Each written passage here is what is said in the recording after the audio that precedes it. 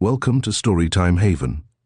Today we bring you Elsie, A Christmas Story by Alexander Lange Kielland. Set in a time of festive traditions and deep emotions, this heartwarming tale explores the life of a young girl named Elsie as she experiences the joy and spirit of Christmas. Through her eyes, we are reminded of the magic of the season and the power of love, family, and giving.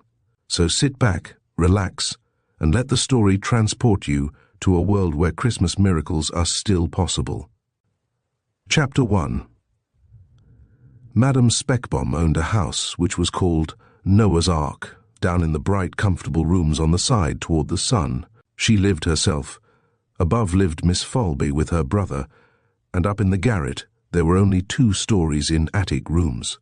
Under the stairs and back of the chimney pots lived a number of unclean animals which went under the common title, the gang. Madame Speckbaum was not only a wise woman, she was literally a clog koan or quack as well, for she was a doctor, or, as the regular doctor called her, a quack. But that did not trouble Madame greatly.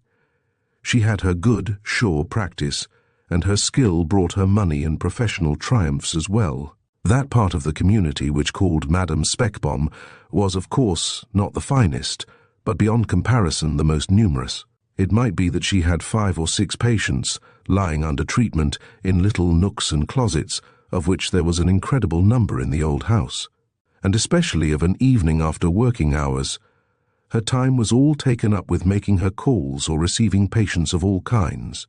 And then when someone came among them, who had been under the treatment of the regular practitioner district physician Benson, then there was a sparkle in Madame Speckbaum's little brown eyes, and she tossed the 3 grey curls which hung from a comb over each ear, while she said, "When you come from so learned a gentleman, surely you can't be helped by a toothless old woman." Then there was a course of manoeuvring necessary before she sympathized with the patient, but once she had taken him under treatment, she showed a very especial concern for this one, whom the regular doctor had given up. And among the town's people, even up among the higher classes, there were spread numberless accounts of Madame's wonderful cures. And one had only to mention her name before Dr. Benson, and the old gentleman would jump up, swear and curse, grow fiery red about the head, seize his hat, and make off. The fact was that when Dr. Benson came to common people, he never condescended to give any explanation. He despised their ignorance too deeply for that. He only said, "You are to do this or that, and there is the medicine." But now, when the medicine did not help at once, and that can happen with the best of medicine, then the people grew tired of the high-priced druggist, and the harsh doctor who only turned on the floor gave an order and went away. And then Madame Speckbaum would come. She would sit down and explain methodically what it was that ailed the patient. Perhaps it might be some kind of fever, for example, earth fever, or water fever, or, say, body fever, or a drop of blood which had stuck fast, or some such thing. You see, that was something one could understand, and when they got medicine from the madam, it was something that both smelled and tasted strong, so they could see that it was no stuff and nonsense. And if it did not do good every time, everybody understood one thing, that even Madame Speckbaum did not have dominion over life and death. Yet what could be done was done, and that was always better than to be torn to pieces by the doctor's suspicious learning, as so many had been. And besides, Madame was much, very much cheaper. To aid her in her practice, she had a young girl called Loppen. Madame had brought her home with her, after she had cured her of a bad disease of the eyes. Loppen had no parents. Her name was Elsie, a surname I do not think she ever had, for she was in fact a daughter of one of the town's finest gentlemen, whose name could not stand on the church records in that capacity. In a foundling's home, Loppen grew up after her mother, a servant girl, was dead, and there it was too that she had received her nickname, which means a flea. It came from a dark brown cloak which she had received at a Christmas distribution. It was at first so long and big that when the child hopped about in it, she looked so much like a flea that someone was at last witty enough to give her the name. And this cloak was of such indestructible material that it followed her through her childhood, first as a cloak, then as a jacket, next as a belt, and at last as a hat with a rose-red band. She was yet in this hat with a rose-red band when she took the disease of the eyes. Benson, as the physician of the institution, trifled with her a good half-year until she lay like a little beast in a dark corner, and screamed whenever they turned her to the light. But then Miss Falbay secretly placed her under Madame Speckbaum's treatment, and, be it as it may, the child recovered. Dr. Benson was exultant. At last it was his fortune to win the battle with that stiff-necked inflammation. Then Madame Speckbaum could be still no longer, and there was a great scandal. Miss Falbay had to step out of the institution's directorate, where she had perhaps been secretly disliked already. Dr. Benson was in a rage, and little Elsie herself had to suffer on account of her new bright eyes. But Madame Speckbaum took the child home with her, then partly because she was well-to-do and good-hearted, partly because Elsie's bright eyes were a testimony for her of her skill as an oculist, and finally, she used the child to tease Dr. Benson with. He could never go by the Ark, and his road lay by it many times a day, but Madame Speckbaum would seize the child, set her up in the window, and thump her on the neck, so she would bow to the doctor, and when she could get him to look in with his malicious grin, Madame Speckbaum would shake her 6 curls in triumph and give Loppen a piece of candy. As she grew up, Elsie became a fine, slender girl, blonde, and a little pale, but still healthy. She was sprightly and nimble, and had a way of her own of keeping herself and everything about her neat and orderly. But when Madame Speckbaum began to try to have her wash, scour, sew, and be of use, Loppen showed herself utterly incapable. She felt bad here and there, and all Madame's good counsel and bitter scoldings were without result. Madame Speckbaum was, as I have said, a wise woman too. She very well understood that disease which came exactly on scrubbing days, and always disappeared, as if by magic Sunday morning. But when she saw that the ailment in this case came up in an incurable form, she confined herself to shaking her curls and mumbling something about that accursed aristocratic blood. But the sick were fond of Loppen, although indeed she was not a faithful or sacrificing nurse. But if she only went through the room or thrust her head in at the door, it was as if their pains and weariness were lightened, and Madame Speckbaum fully appreciated what a share of her cures she owed to Loppen's merry laughter. For it was laughter unlike all other laughter that was ever heard in Noah's Ark. It could steal up the stairs and down into the cellar, through the keyhole to the sick, and right into men's hearts, so that some became very tender, and others had to laugh with her. But every one of them would give whatever you will, to hear Loppen laugh. And she laughed free at everything, and nothing. She had red lips and white sound teeth, but her eyes shone over all. They were Madame Speckbaum's pride, for the learned doctor had quite given them up. Madame Speckbaum's ark was not so well built as Noah's. It was, to speak plainly, an old tumble-down of a house, which yet stood, because it was built together with a newer and stronger one. But, since, like all old folks, it could not bear to accept the support of youth, it continually threw itself more to one side, to protest against the union, and so it came to hang menacingly out over the steep bank, which led down on the east to the harbour and wharves. It was a corner building, painted white toward the street, and red on the rear side. All sorts of curves, crooked lines, wry doors, outbuildings, and additions seemed to have sent representatives to this ark, and, as it stood there, in all its impossibility, it was just as great a puzzle for modern architecture as Noah's.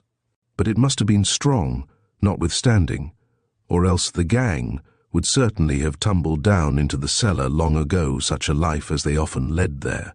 It was a great nuisance to the Falbs, especially at night, when there was trouble up in the gang. In the daytime, sister and brother both were out. She had a girls' school in the finer part of town, and he was, at any rate, not at the Ark. They belonged to an old official family, but there had been something wrong about their father. Rumour said that he had hung or shot himself on account of an embezzlement, but it was several years ago, and in quite another part of the country, so no one knew anything certain about it. Sure it is that the children became half foreign in the town and lived alone and frugally. Miss Falbay's ladies' school was in high repute, although she herself was by no means a favourite. She was too imperious and odd for that. Miss Falbe may have been 35 years old. Her brother was 2 or 3 years younger. She was a blonde, with a big humped nose and earnest eyes, but at certain times she could smile so friendly that people were quite astonished when they saw it the first time. Christian Falbe resembled his sister, but he was a handsome man. The big family nose became him better. Already, by his 30th year, a rosy cloud had gathered about that same nose, for Christian Falbe drank a great deal. If he had lived in a large city, he would probably have become a quite moderate saloon visitor. But in a little town, where one cannot visit cafes, one steals in at the back door and then learns to drink. Naturally, all the town knew this about Falbe, but his sister imagined that she kept it hidden from everybody, for that was her constant thought and endless struggle from morning to evening, and oftentimes from evening to morning. She had given up reforming him. She was tired of all his good promises and luckless trials. Now it only remained to support him in some way, and so to hide it. They knew their father's fate, but with her, the family pride had collected itself into energy. With him, on the contrary, in futile discontent and bitterness. He was bright and of good parts. When he had his better periods, he gave private instructions in languages.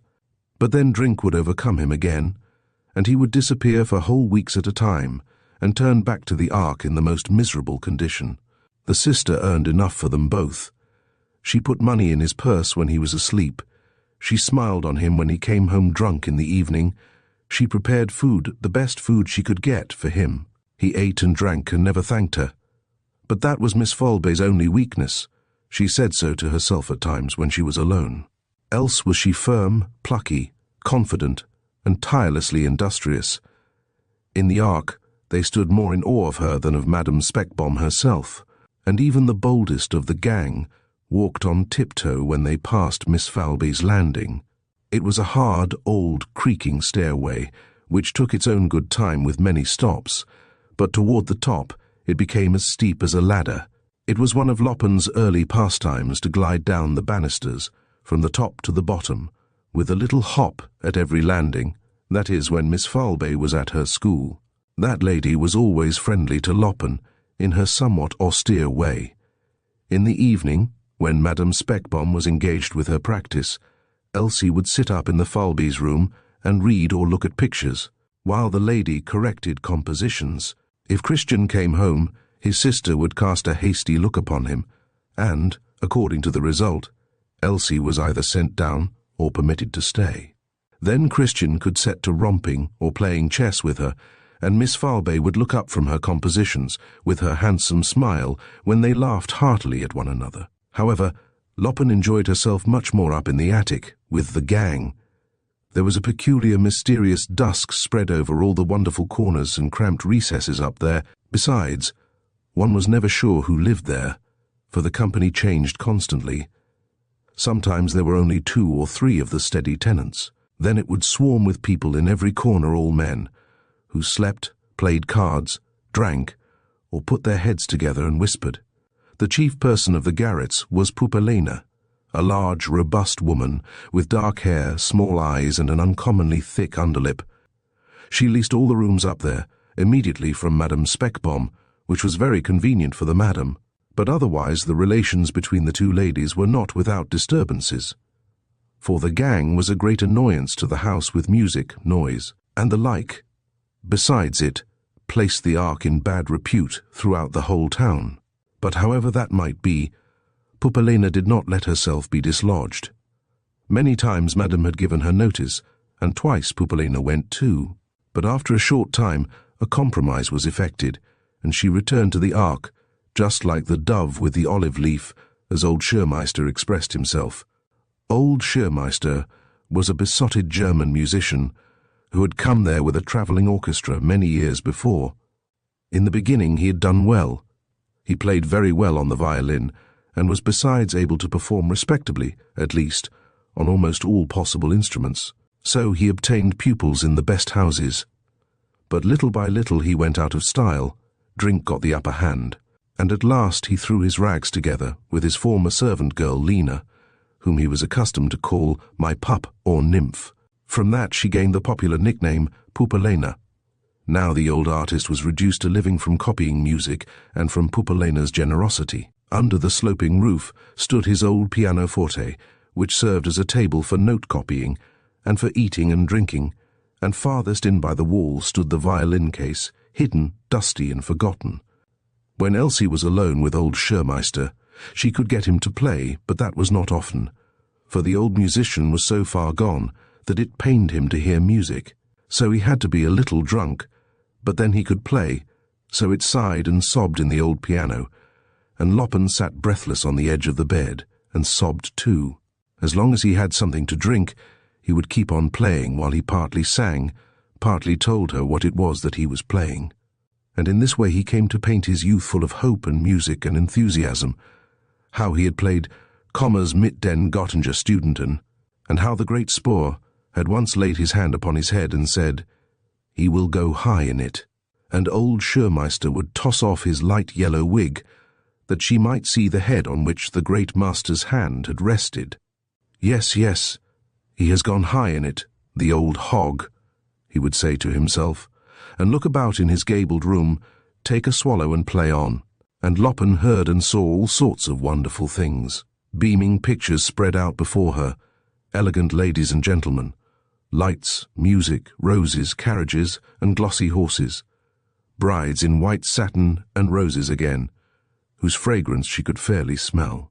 One summer evening, the dormer window stood open, and the light of the sun, which was setting, fell in crimson over the little musician who sat and played for Elsie with his bottle by his side. His eyes were moist from drink and emotion, while tenderly and in the cautious way of old age, he performed an adagio from Mozart's sonatas. That was an especial favor for Elsie, for usually he was not to be induced to play the old classics when they asked it of him, but he had noticed that Elsie could follow him, and when he saw how he could sway her to his music, so that the bright eyes now stood full of tears, now opened as if before a revelation, then the old wreck sighed, "She will go high in it too."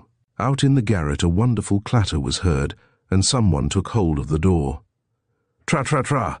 The drummer is there!" shouted Schurmeister, and struck up a gay march. The door opened, and in came a drum, strapped to a long spare fellow in a blue uniform coat with long skirts. Next came a big fat man with a flute under his arm. One needed only to see his underlip to know at once that he was Pupalena's brother. But whether the flute was to blame or it lay in his temperament, his lip was much thicker and hung twice as far down. This person had in his day been steward economan in the prison, but had been discharged, and now he lived at his sister's pension, as he said. Among the gang he went under the sobriquet, Olkonomen from Ol or Ale, and so far as one could discover, he did not do a single blessed thing but drink, play the flute, and run errands for his sister. There was something mysterious, by the way, about these errands, which were always undertaken after dark. Olkonomen's long, double-breasted coat was singularly stuffed when he went out, but when, comparatively thin, he returned, his sister threw herself upon him like a hawk, before anyone else got a hand on him, for it was the common opinion in the gang that after such expeditions he brought home money. Loppen knew both Olkonomen and Jorgen Tamber well. She rose at once and made room for them as well as she could. Jorgen Tamber had brought with him 2 bottles of ale and a quart of brandy for the concert. Olkonomen winked mysteriously and said he had sent a message, something he always said. Nobody knew what kind of a message it was or where it was sent, but they all knew perfectly well that it would never be answered. Meanwhile, old Schurmeister cast a deprecating look at the drinkables and announced that he would not play that day. "Orders from Pupalena," said Jorgen Tamber, and at that moment she herself thrust her head in at the door and said in an uncommonly kind tone, "Well, you are not playing? Perhaps it might be a little something to drink." "No, no, does the blessed sun shine today?" shouted old Schurmeister, and Olkonomen nodded and wiped the keys of his instrument with a red handkerchief, while Jorgen Tamber thoughtfully put the brandy into his breast pocket and the 2 bottles of ale deep down in the long skirts of his coat. When Pupalena was going to treat, He could save his for another time. The concert opened with a rondo grazioso by Fürstenau. Untitled had once really been able to play Fürstenau, but with the years, a veil of spit, so to speak, had laid itself over his playing, and his fingers were so thick and stiff that he held them out straight when he played. Jürgen Tambour performed his part with taste and discretion, when with subdued ruffs he covered up where Untitled trills and runs spent themselves in splutter and wind. But old Schurmeister accompanied from his own head. He must have been pretty far gone to take part in these trios, and at times, in his pain and shame, he played so wild an accompaniment that surely poor Fürstenau would hardly have recognized his peaceful rondo grazioso. When they were well under way, Pupalina peeped in at the door, and a moment after, 2 young fellows came in. They looked like day labourers or the like. One was one-eyed, and Loppen knew that he was a tinker. On the contrary, the other was a strange fellow who had once set to work making court to her. Elsie preferred to sit in peace and listen to the music which she found exquisite. But aside from that, she was so used to having the men up there pinch her and be familiar that she did not trouble herself farther about it. Pupalina herself came in now as well, and locked the door after her, and at the same time, almost as if he came out of her skirts, one person more appeared, so it was crowded enough in the little room. He was a small, sallow man. Loppen had seen him there once a short time before, and she had an impression that he was an important personage. As he sat down on a bench close by the hostess, his little sea-blue eyes ran about into every corner, over all the people, up to the dormer window, and ended over by the door where the bolt was caught and the key turned. His face was thin and pale, as if he had lived long in the dark. His hair was light red, almost white, and clipped close, with great ridges about the temples. He had whiter hands than the others, but they were seldom to be seen, for he had a habit of sitting on them. Loppen had to look across at him every minute. He had such a wonderful face, but the most wonderful of all was that he had a new one every time she looked over at him. And when he noted her surprise, he set to making grimaces, and at last made so hideous a face that Loppen gave a little scream and started up. But then he laughed silently, without a sound, and showed his yellow teeth. Then a whispered conversation began between him and Pupalina. Different things which Loppen could not see went from hand to hand under the table. The tinker and the other young fellow were drawn into this private conversation. But every time the music made a halt, Pupalina shouted to them encouragingly, and the artists recovered themselves in a hurry and played on. But in the midst of an excellent allegro spirituoso, when Untitled flute wandered off in trills and runs, so it was a pleasure to listen, there was a knock at the door.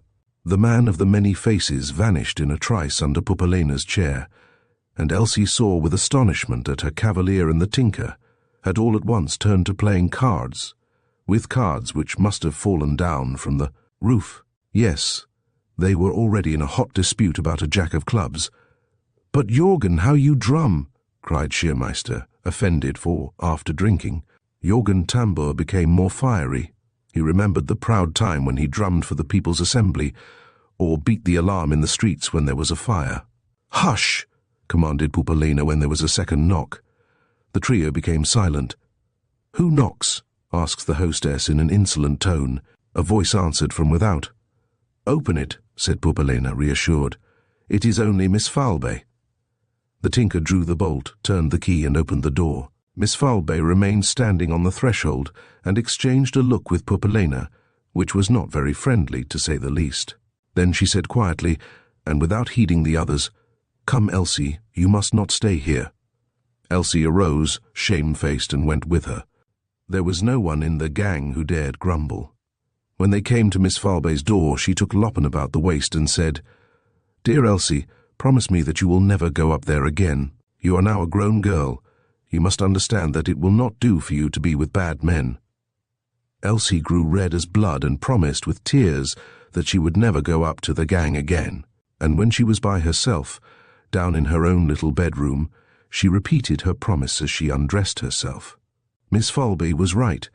They were indeed bad men, those up in the attic. It was better to attend Madame Speckbomb's patients, or sit with Miss Falbe and read of an evening. But before she went to bed, she had to look after her roses in the window, for Elsie loved roses. She took care of all Madame Speckbaum's flowers, and Madame had flowers in all her windows. But Elsie took the best care of the roses, and when they were about to bloom, she got permission to keep them in her own room, for the morning sun shone there. There were 3 or 4 half blossomed out, and she inhaled the delicate fresh fragrance while she leaned over them. And with that fragrance from her roses came visions of all sorts of wonderful things, elegant ladies and gentlemen, lights, music, carriages and glossy horses, and music again, which she heard trembling far in the distance. And when she crept into bed, she did not think of Madame Speckbaum's patients, or of Miss Falbe's quiet room, but she slept in the midst of roses and music, and dreams of white satin with swans down about the shoulders. She was 17 years old. Life in the Ark went its broken way with a kind of regularity. Madame Speckbaum waged her silent war with Dr. Benson, Miss Falbe toiled on with her school and with her brother, and the gang led their mysterious life above. For a long time Elsie kept from going to the attic, until one day she heard old Schurmeister playing. She had such a longing to see if he was alone. There could be no harm in that. He was not alone, but when she was once there, she stayed there anyhow, and little by little all became as before, except that now she did everything to keep her visits a secret from Miss Falbe. Such was Madame Speckbaum's Ark, and in all that Elsie grew up. Chapter 2.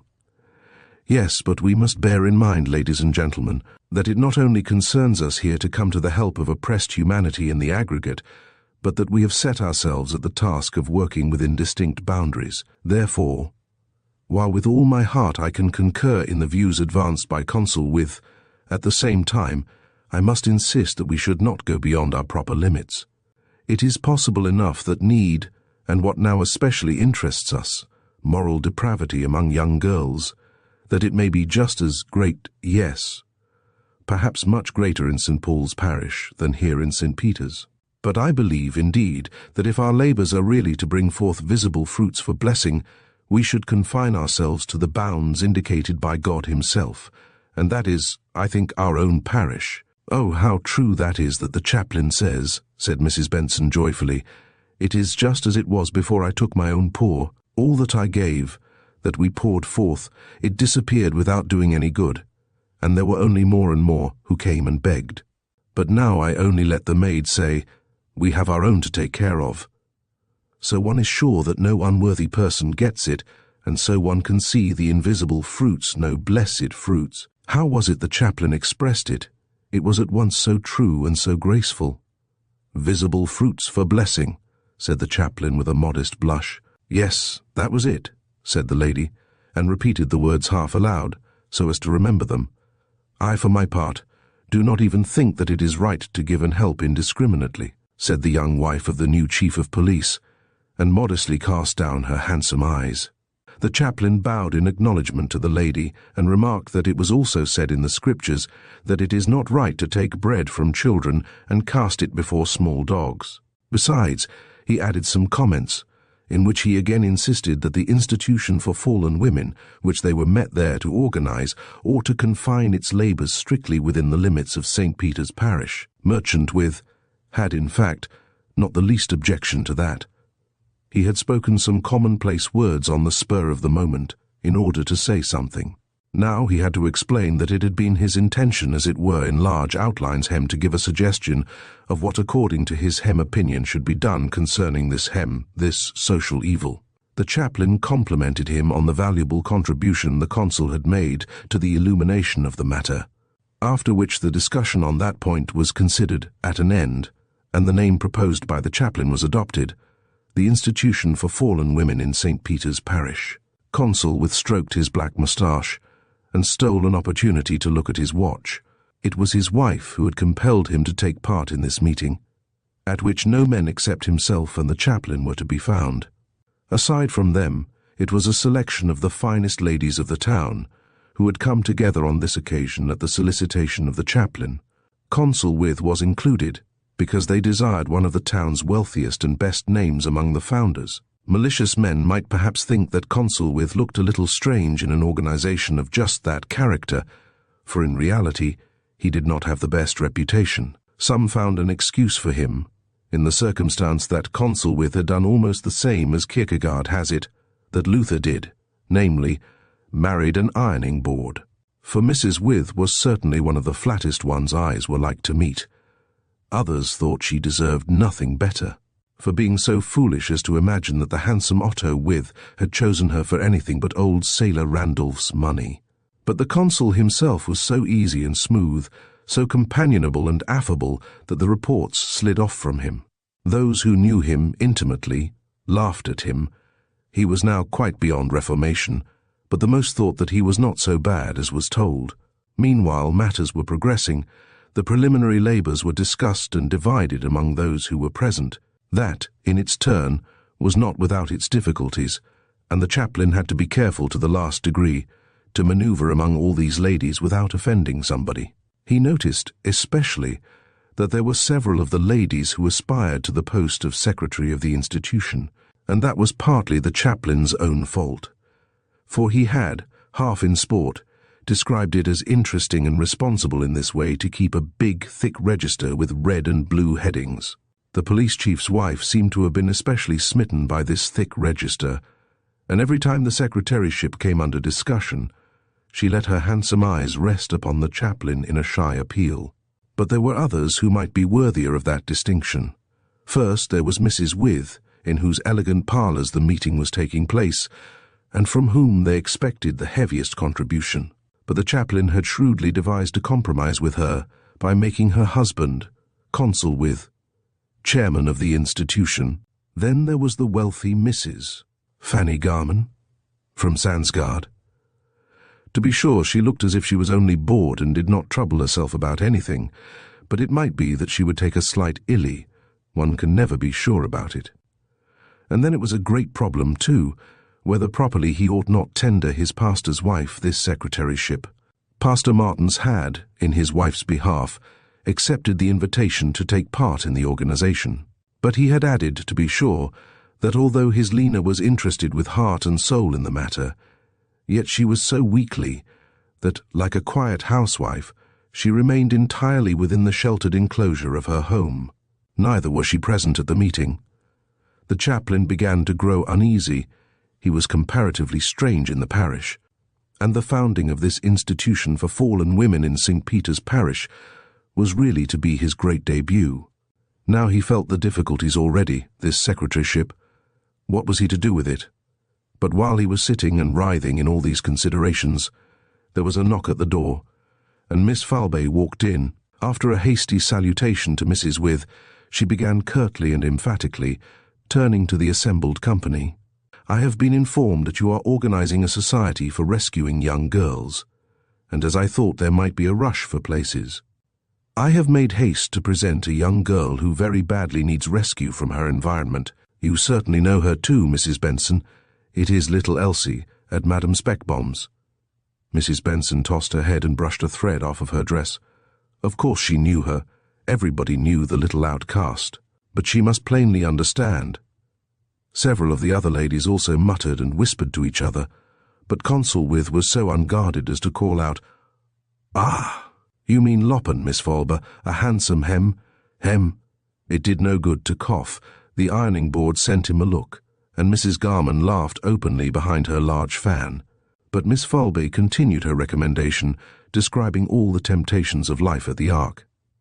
"That Miss Falbey can bear to live at such a house," said the ironing board aside. Miss Falbey forced herself to be silent. But when no one seemed disposed to make any response, the little wife of the chief of police said, "Pardon, I am yet so strange here, but does the young girl you speak of live within the bounds of St. Peter's parish?" That keen-witted question made so good an impression on the chaplain that he decided she should have the secretaryship. But it was soon brought to light that the Ark really was inside the limits of St. Peter's parish, and then again ensued a short, painful pause. For every one was anxious to oppose Miss Falbey, but no one saw what excuse they were to give. Then the chaplain said, "Pardon, Miss Falbey, But as you know the object of this institution, you also understand what class of people in society we are starting out to rescue. Allow me, therefore, one question. Is the girl proposed by you a fallen woman?" "That I do not know," answered Miss Falbey hurriedly, and coloured. But just after, she continued composedly, "She is no more than 17 years old, and just on that account I hoped she could be saved. For, from the surroundings in which she has grown up, it seems to me almost a necessity that she must fall and go down, as we so often see girls in her position do. Yes, miss, to that I must answer, that in the first place I do not share these modern views about necessity. I, for my part, believe, and I am, even if the new wisdom of our times will laugh at me, I am happy to believe that right there, where human eyes see the certain, the necessary way to destruction, that right there is the place for God's loving providence. And as to the matter itself," added the chaplain, and looked about among the company, "I must now repeat what I have already had the honour to point out in this connection, that, just as have we found it our duty to confine our labours to a certain parish, so we must also maintain that our work of rescue comprehend a distinct class of our fellow men.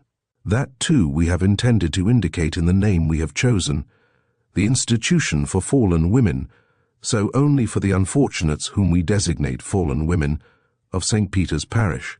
This address was received with subdued but warm approval by all the ladies around the table, and several might be heard certainly. That is clear. It must be that way, of course. For a moment it looked as if Miss Falbey would return a sharp answer. She was often that unaccountable, but she stopped and let it pass with a dry apology that she had mistaken as she expressed it. Then she left the company. "That's always the way with Miss Falbey," exclaimed Mrs. With when the door was closed. "Something disagreeable's always tagging after her."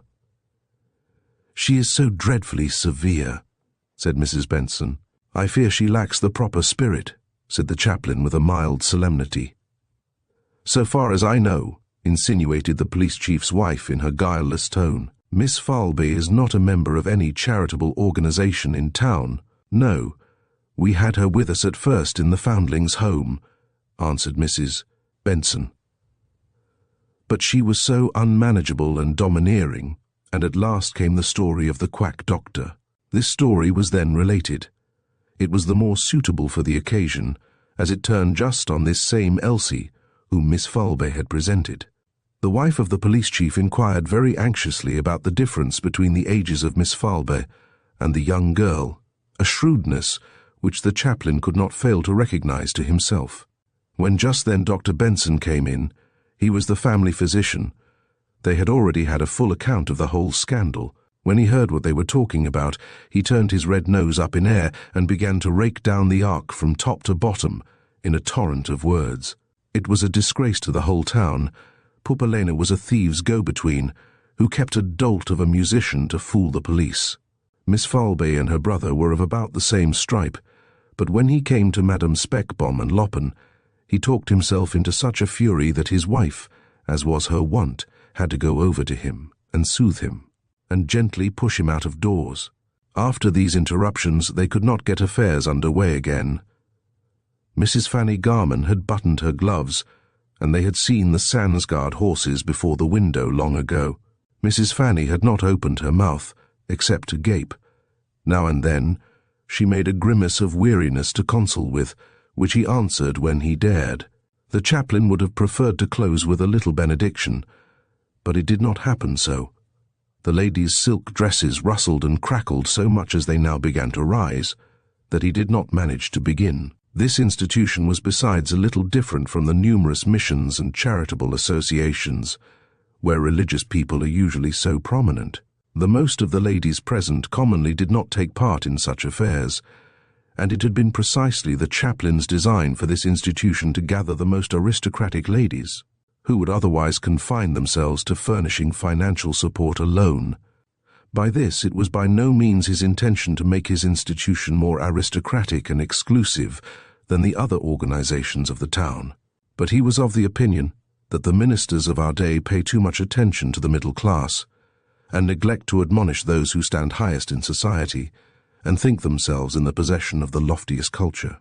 That was the idea he wished to carry out, but the town understood him, Alas, not at all, and just as competition and strong rivalry always hold sway among the innumerable organizations for all sorts of missions, and the numberless swarms of bazaar committees for every imaginable purpose. So they were all united in looking with envious eyes upon this new rival, this aristocratic, highly connected institution for fallen women of St. Peter's Parish, with Consul with for chairman. Chapter 3. Madame Speckbomb had some practice too in the suburbs of the city, and she was very proud when a carriage, or even a gig, stopped before her door. Elsie was now and then permitted to go with her when there was room, and these trips were, in fact, all that Loppen saw of country life.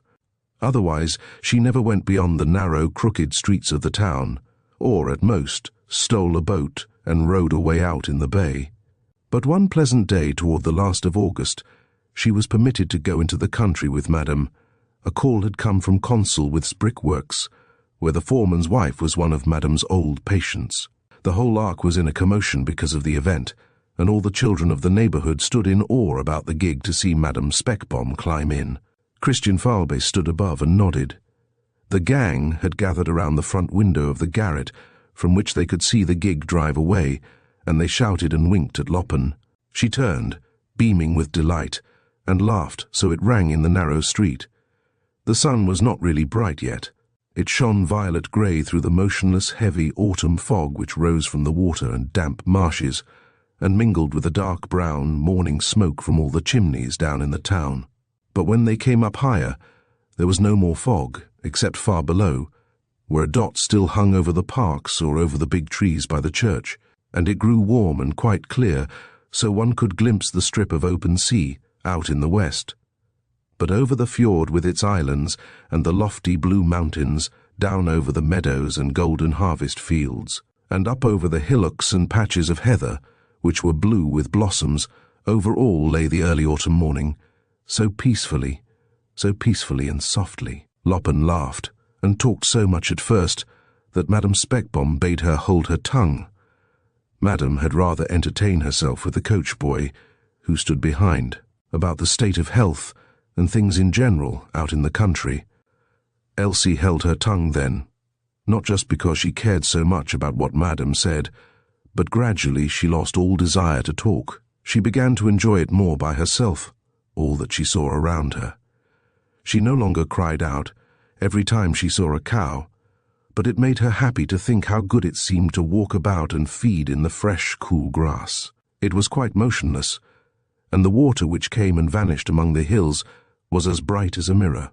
The rye was light golden, but the oats yet had flecks of green down in the valleys, where the soil was deep. The heavy short heads hung low after the wind which had blown the day before, and over all was such a warm, ripe fragrance. But when they had gone so far from town that the field ceased and the heather spread in great violet tufts on both sides of the road, then the air became so oppressively rich that Elsie threw her breath all out several times and clasped her bosom. It felt as if her bodice was too tight. All this beauty of nature, of which she knew so little, filled her with a kind of pain, so that tears came into her eyes. She reviewed all her little shortcomings, and thought she was not good enough to be shone upon by this blessed sun. But after that, she felt a boundless, warm vigor flow through her, from head to foot. All at once she became so happy, so secure, so thankful for everything, to everybody, that she would have leaped out of the gig into the arms of anybody whatsoever only to give thanks, because she was so happy, so overwhelmingly happy. She thought she owed all the world so much. For a presentiment of a great, great boon in store for her came over her. She leaned back as well as she could in the humped-up gig and gave herself up to dreaming. But it was not the old dreams about the bride and carriages. It was a new dream, great, wonderful, formless, almost dreadful. Elsie stole a chance to open a couple of buttons in her dress to get at her bodice. It was really too tight. When they arrived, it was Loppen, who felt like telling Madame to hold her tongue. So deep was she in her dreams, and so painful was it to be torn out of them. The foreman's house lay a little away from the other buildings of the brickworks, and while Madame went in to see her patient, Elsie looked about through the long building, with shelves instead of walls. Still half in her dream, she walked and looked at all the wonderful things, and everything today made a peculiar, unreal impression upon her. She paid no attention to the workmen who moved about her, grimy and besmeared with clay, but she was a long time standing and watching the big water wheel which drove the clay mills. At the backside of the wheel, as the buckets went over, hundreds and thousands of minute drops of water sprang off. They leaped up in arches and fell in little pearly stars, which glittered against the dark wheel as it turned around. It was cool and refreshing below the water wheel, and the regular beat of the buckets as they splashed around, and the bright pearls of water dancing before her eyes, ensnared her into new dreams, until someone cried out to her. She stood directly in the way of a giant who came groaning in from the clay bank with a heavy load for the tile mills. Elsie walked in through the long passageways where building bricks stood piled in rows like psalm books high over her head and far, far ahead of her, clear to the end of the passage, where she saw some very little people moving about out in the sunshine. Through the roof where there were broken tiles, a sunbeam broke here and there, and drew a long glowing streak aslant down through the air, and fixed a round sunspot on the floor. The sparrows, which had had their nests up there, still maintained a sinful life, with battles and bickerings. From the passage nearby came the rapid beating of the paddles which made the bricks smooth before they dried. Far in the distance a lusty young fellow was singing a mournful love ditty as he worked. And through it all the big water wheel went on splashing, patiently and monotonously, and drove the mills so they creaked. Elsie heard voices and turned curiously into a side passage. There were 3 young boys shaping brick. Her eyes at once fixed themselves on the one who stood at the moulding table and pressed the brick into the moulds. He might have been 19 or 20 years old, with coal-black hair, a little curly about the ears, eyebrows large and rather heavy. But when he now glanced up from his work, he fixed a pair of dark, almost black eyes on Elsie. She looked away and coloured. Never in her life, thought she, had she seen anything so handsome. He had a little dark down under the nose, else the mouth could as well have been a girl's mouth, so red and tender was it. Elsie at once thought it was the mouth she had dreamed about all day. She went a step beyond the passage, but turned and drew near again on tiptoe. Then she heard someone in the side passage saying, "By George, you must know her, Sven. She blushed so when she saw you." Sven smiled. She could just see his mouth through the piles of brick. Then he wiped his forehead with his bare arms, and so besmeared himself worse with clay, and said, "That was a deuce of a pretty woman." Loppen thought that was neatly spoken beyond comparison, and she felt proud and flattered. Softly she stole away to enjoy her triumph in solitude. Very soon, however, she had to go back again, but just then the dinner bell rang.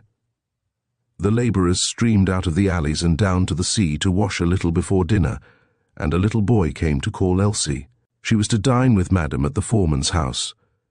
In the afternoon, Madam had a few calls to make at the neighbouring farms, and Elsie was to go along. But she seemed so inattentive and clumsy that Madam Speckbomb lost all patience, and said she had better go where she pleased. Loppen laughed, and ran down to the brickworks again. It was almost 4 o'clock. As soon as Sven caught sight of her, he declared that he would stop for that day. The others wished him to go on until the usual tale was reached, but he threw down the mould and went away to dress himself. His fellows growled, but let him have his way. They knew that he could be just as obstinate at times as he was usually good-humoured. And besides, there was wild blood in Sven.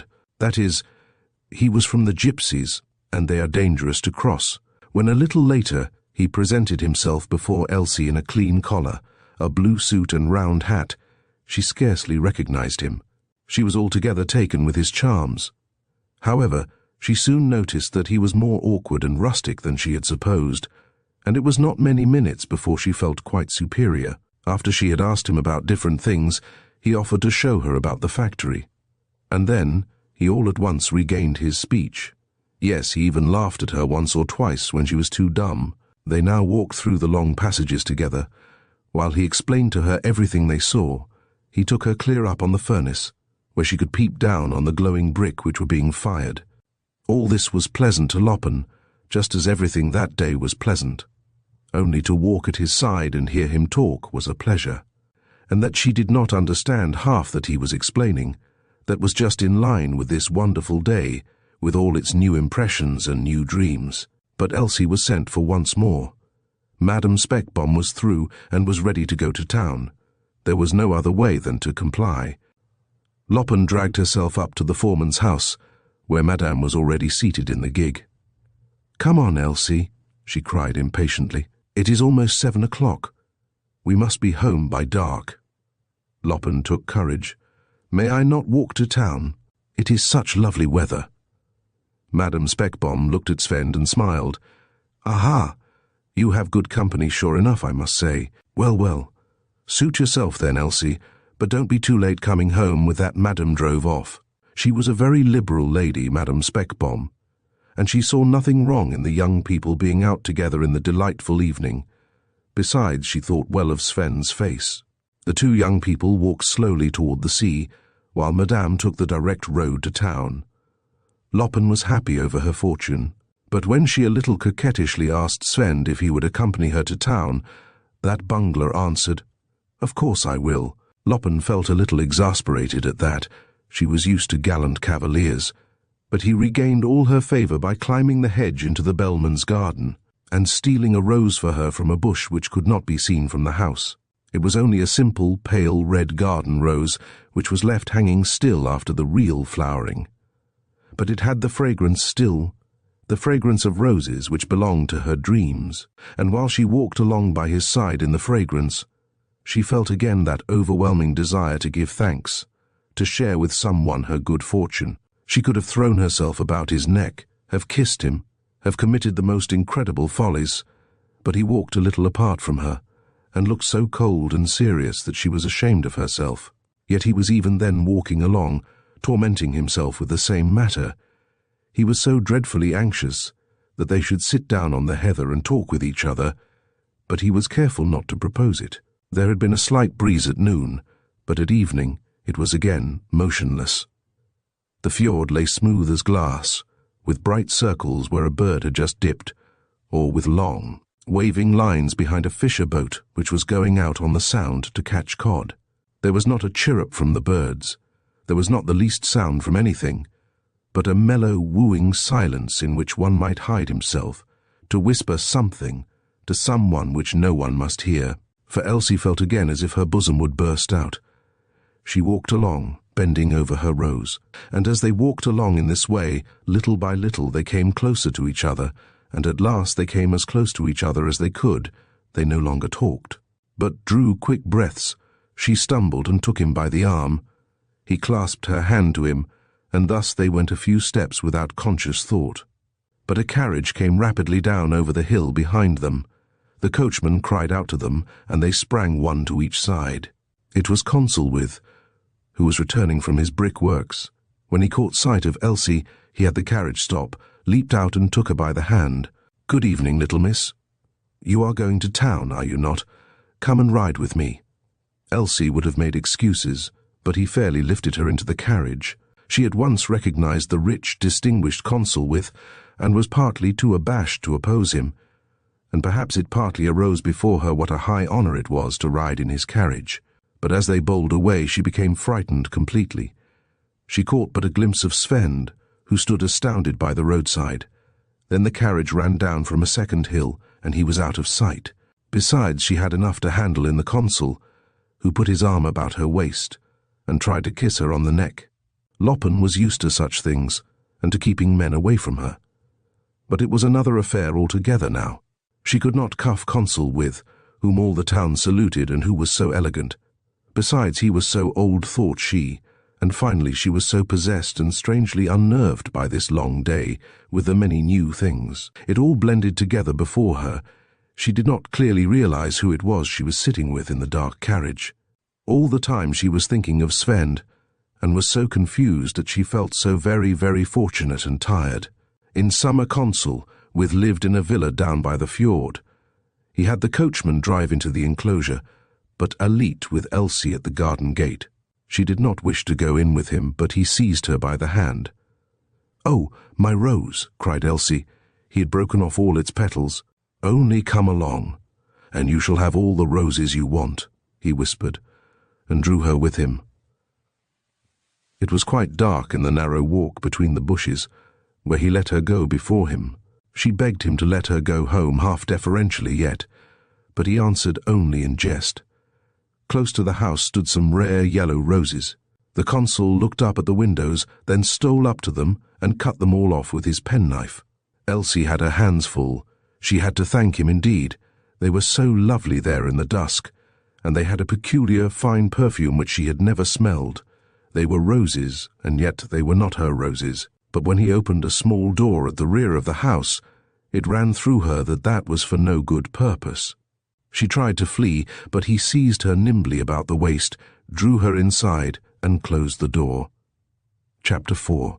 The institution for fallen women of St. Peter's Parish was thus brought into active existence, and the police chief's wife was not a little proud of her register. It was a thick, solemn book, in yellowish parchment, with red leather back, and the institution's name in gilt letters. Otherwise, the work of the institution was yet preparatory, for the endowments were not yet sufficient to establish a separate foundation with buildings and managers. Besides, it was rather slow work to collect the support. Public opinion was not enthusiastic. Neither did it seem so easy to find the fallen women of St. Peter's Parish. But then that was not the secretary's business. She held open office in her drawing room every morning from 10 to 11. The register lay opened at the first page, where as yet there stood nothing but the headings above the columns. Name, age, by whom presented, etc. At one side stood the inkstand, with a decorated quill pen for ornament, and a new steel pen to write with. But no one came, and the lady was oftentimes a little impatient. Now and then meetings were held, or the chaplain called on her to talk about the institution's affairs. In this way it was her part to talk about these things with a young man, and her handsome eyes had often to droop deep down over the register, but it was still an inspiring feeling. So the chaplain said that one should, in her own purity, have an eye for the evil about her, and do what was in human power to rescue the fallen.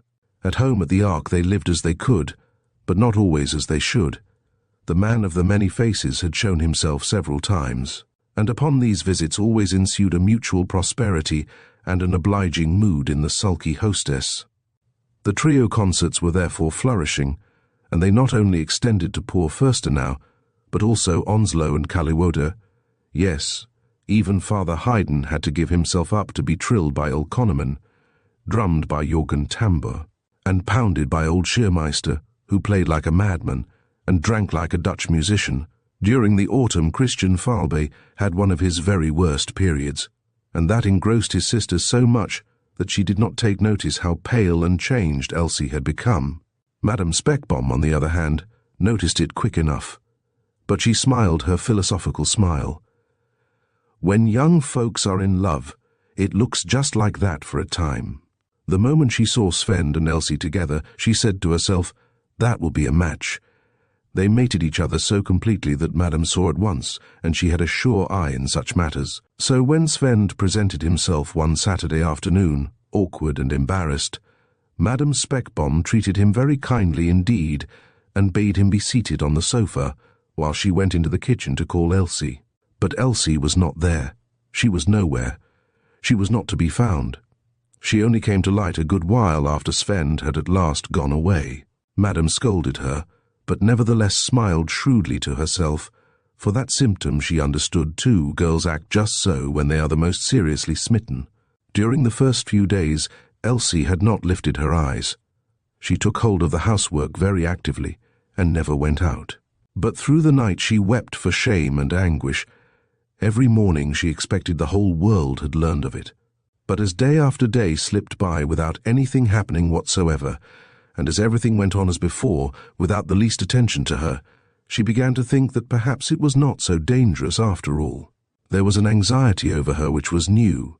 Neither could she laugh as of old, but her light disposition soon helped her over the worst of it, and little by little she regained her good sound sleep and her bright eyes. But Sven she would not see. Every time she thought of him, she blushed red as fire.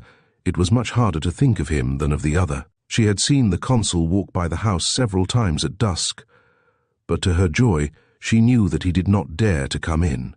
But almost every evening that Madame Speckbomb was out, a middle-aged woman came, who was so smiling and pleasant. She invited Elsie so persistently to call on her. She lived nearby, down on Strand Street. But at the same time, she sedulously enjoined her not to mention a word to Madame Speckbomb about her visits. But one evening there was a terrible scene. Madame Speckbomb had caught a strange man in the dark entry, and as he would not give his name, Madame resolutely threw open the door to the drawing-room, where Elsie was sitting with the lamp. A single glance at the young girl's distracted face, when it was seen that it was Consul with she had caught, was enough for Madame.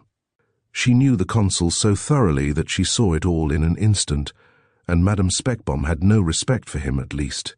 So he was hustled out of doors with a powerful thrust, and attended by a stream of abuse and curses, which the elegant gentleman pocketed with exquisite grace, glad to get away. But then Madame had a settlement with Elsie, which ended by driving her out of doors that self-same evening. For, as she said, had it been someone else, for instance, the boy at the brick yards, she should not have had a word to say, but should rather have helped them to come together and begin housekeeping. No one could say of Madame Speckbomb that she was hard on young folks, but throw herself away on such an old hog as Consul with no. If Elsie did not hold herself any higher than that, then she could remain no longer under Madame Speckbomb's roof. The usually mild-tempered lady was raging, now that she had once become angry, and this had stirred and vexed her to the uttermost. Such a boundless falseness in Elsie, to fool her with the boy from the brick works her, Madame Speckbomb, who had so sure an eye in such matters, and then Consul with. No, there could be no question at all that Elsie had shown the blackest ingratitude, and was a detected false and giddy thing. Loppen was standing out in the dark street before she fairly had her wits again. She had cried at first, but now she stopped to think it over. Her greatest fear was whether Madame would hold her peace, or whether everybody would hear of it. It was cold where she was standing, the wind was blowing and she was without a wrap. She decided to go to a friend of hers, who worked in the neighborhood, and wait a while. Perhaps Madame would reconsider. Loppen stayed with her friend for the night, and the next morning she went over to Madame Speckbomb's house. But Madame saw her as she came down the hill and shut the door in her face. Then only did Elsie realize that she was cast out in earnest, and her misfortune fell upon her with sudden force which seemed about to crush her. She slunk into the narrowest streets along the beach and walked along sobbing with bowed head without noticing where she was going. Then she met the pleasant woman who had called on her several times. "Poor little Elsie," said the kind woman. "What have they been doing to you? Come in with me. I live nearby, and there you shall have such a good time, and no one shall touch you. Come, my child."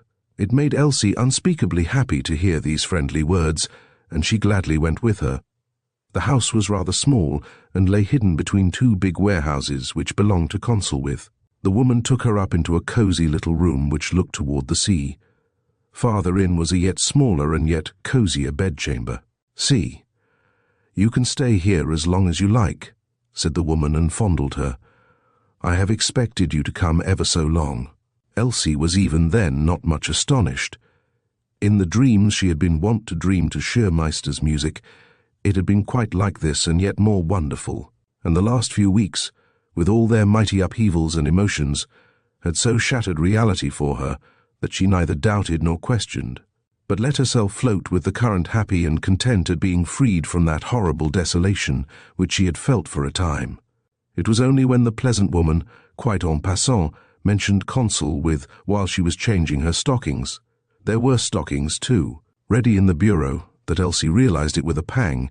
She arose from the sofa and tried to flee, but the woman clung to her and talked away so feelingly about the kind Consul, told so many generous and gentle things of him. And besides, where would she fly to? Loppen lay down on the sofa again, and when the pleasant woman shortly after brought in coffee, eggs, and wheat bread on a salver with a white napkin, she fell to eating and amusing herself at watching the boats row by out on the bay. During the fall and winter, Elsie lived there and had a pleasant time. Little by little she accustomed herself to the consul, who was kind and good-humoured. She went out very seldom, and there were some of her acquaintances whom she was dreadfully afraid to meet. On the contrary, others stopped and talked with her, looked at and felt of all she wore, and their envy was a sort of compensation to her. But before Miss Falbe, she was so afraid that she ran whenever she saw her out on the street. And then she was still more afraid of Sven. She knew that he had come to town after the work at the brick yards had stopped in the fall, and one evening she noticed that he was following her along Strand Street. She hurried on and locked herself in. Soon she heard him shake the latch and call to her half aloud, but she kept very still, and so he went away again. But a day or so afterwards, he was standing in the centre of her room before she dreamed of such a thing. Elsie ran to the chamber door to fasten herself in. Meanwhile, Sven stood very quietly and looked about himself. He was changed.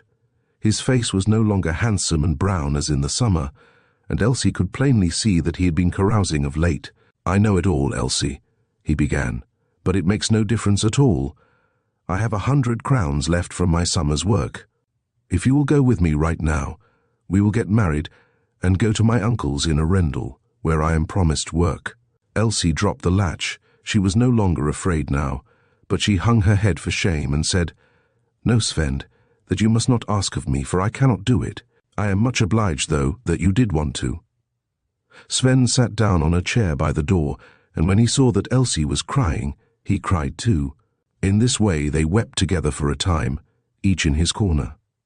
But suddenly Elsie chanced to think that someone might come. She dried her eyes in a hurry and begged him to go as quick as he could. Kindly and humbly he let himself be driven away, but he said he would come again, and he did come again often, at times when they could be undisturbed. Every time she looked at him her shame flamed up again, but constantly a little lighter, until she could sit long hours and talk with him. With a strange, nervous interest, she heard how his money grew less and less. She inquired anxiously about his companions, and when she heard that he had fallen in with some of the gang, she knew that he was going wrong. But she did not warn him, neither did she think it so bad. It would have been much, much worse if he had remained as handsome and innocent as when she saw him the first time, now that she herself had sunk so low. The day he had 20 crowns of his money left, he offered them to her, half confident, half humbly, for a single kiss. But both frightened and angry, Elsie drew back. Not for all the world would she touch him or his money. Sven bore it, ashamed, and crouched like a dog that gets a blow. But when he slunk towards the door, she took pity on him and so kissed him for nothing. So the winter passed away, but as the days lengthened and brightened through February and March, all sorts of rumours, which had lain quiet, hatching in the darkness of winter, began to rustle their wings, and a new story about Consul flew blustering from house to house. The Consul resorted to his usual expedient. He sailed for London on business, and one day the pleasant woman came to Elsie with an altogether new face, in which there was not the least trace of a smile left, and announced curtly and decidedly that the Consul had gone away now for a year at least, and Elsie had no further business in the house, but must bundle herself off and not take a thing with her. Loppen was no longer the same girl as when she was cast out of Madame Speckbomb's. She got up and roundly abused the pleasant woman, and there ensued a short-lived brawl, which ended by the woman swearing that Loppen should be out of the house before the sun went down. "Gladly, very gladly indeed," answered Elsie. That had long been her intention. She was sick of it all, and when Sven just then came up the stairs, she cried out with flashing eyes, "Now I will go with you, Sven." But Sven seemed more puzzled than happy, and he whispered despondently, "I haven't a shilling left." Then Loppen laughed. She laughed so it rang through the house, up the stairs and down the stairs.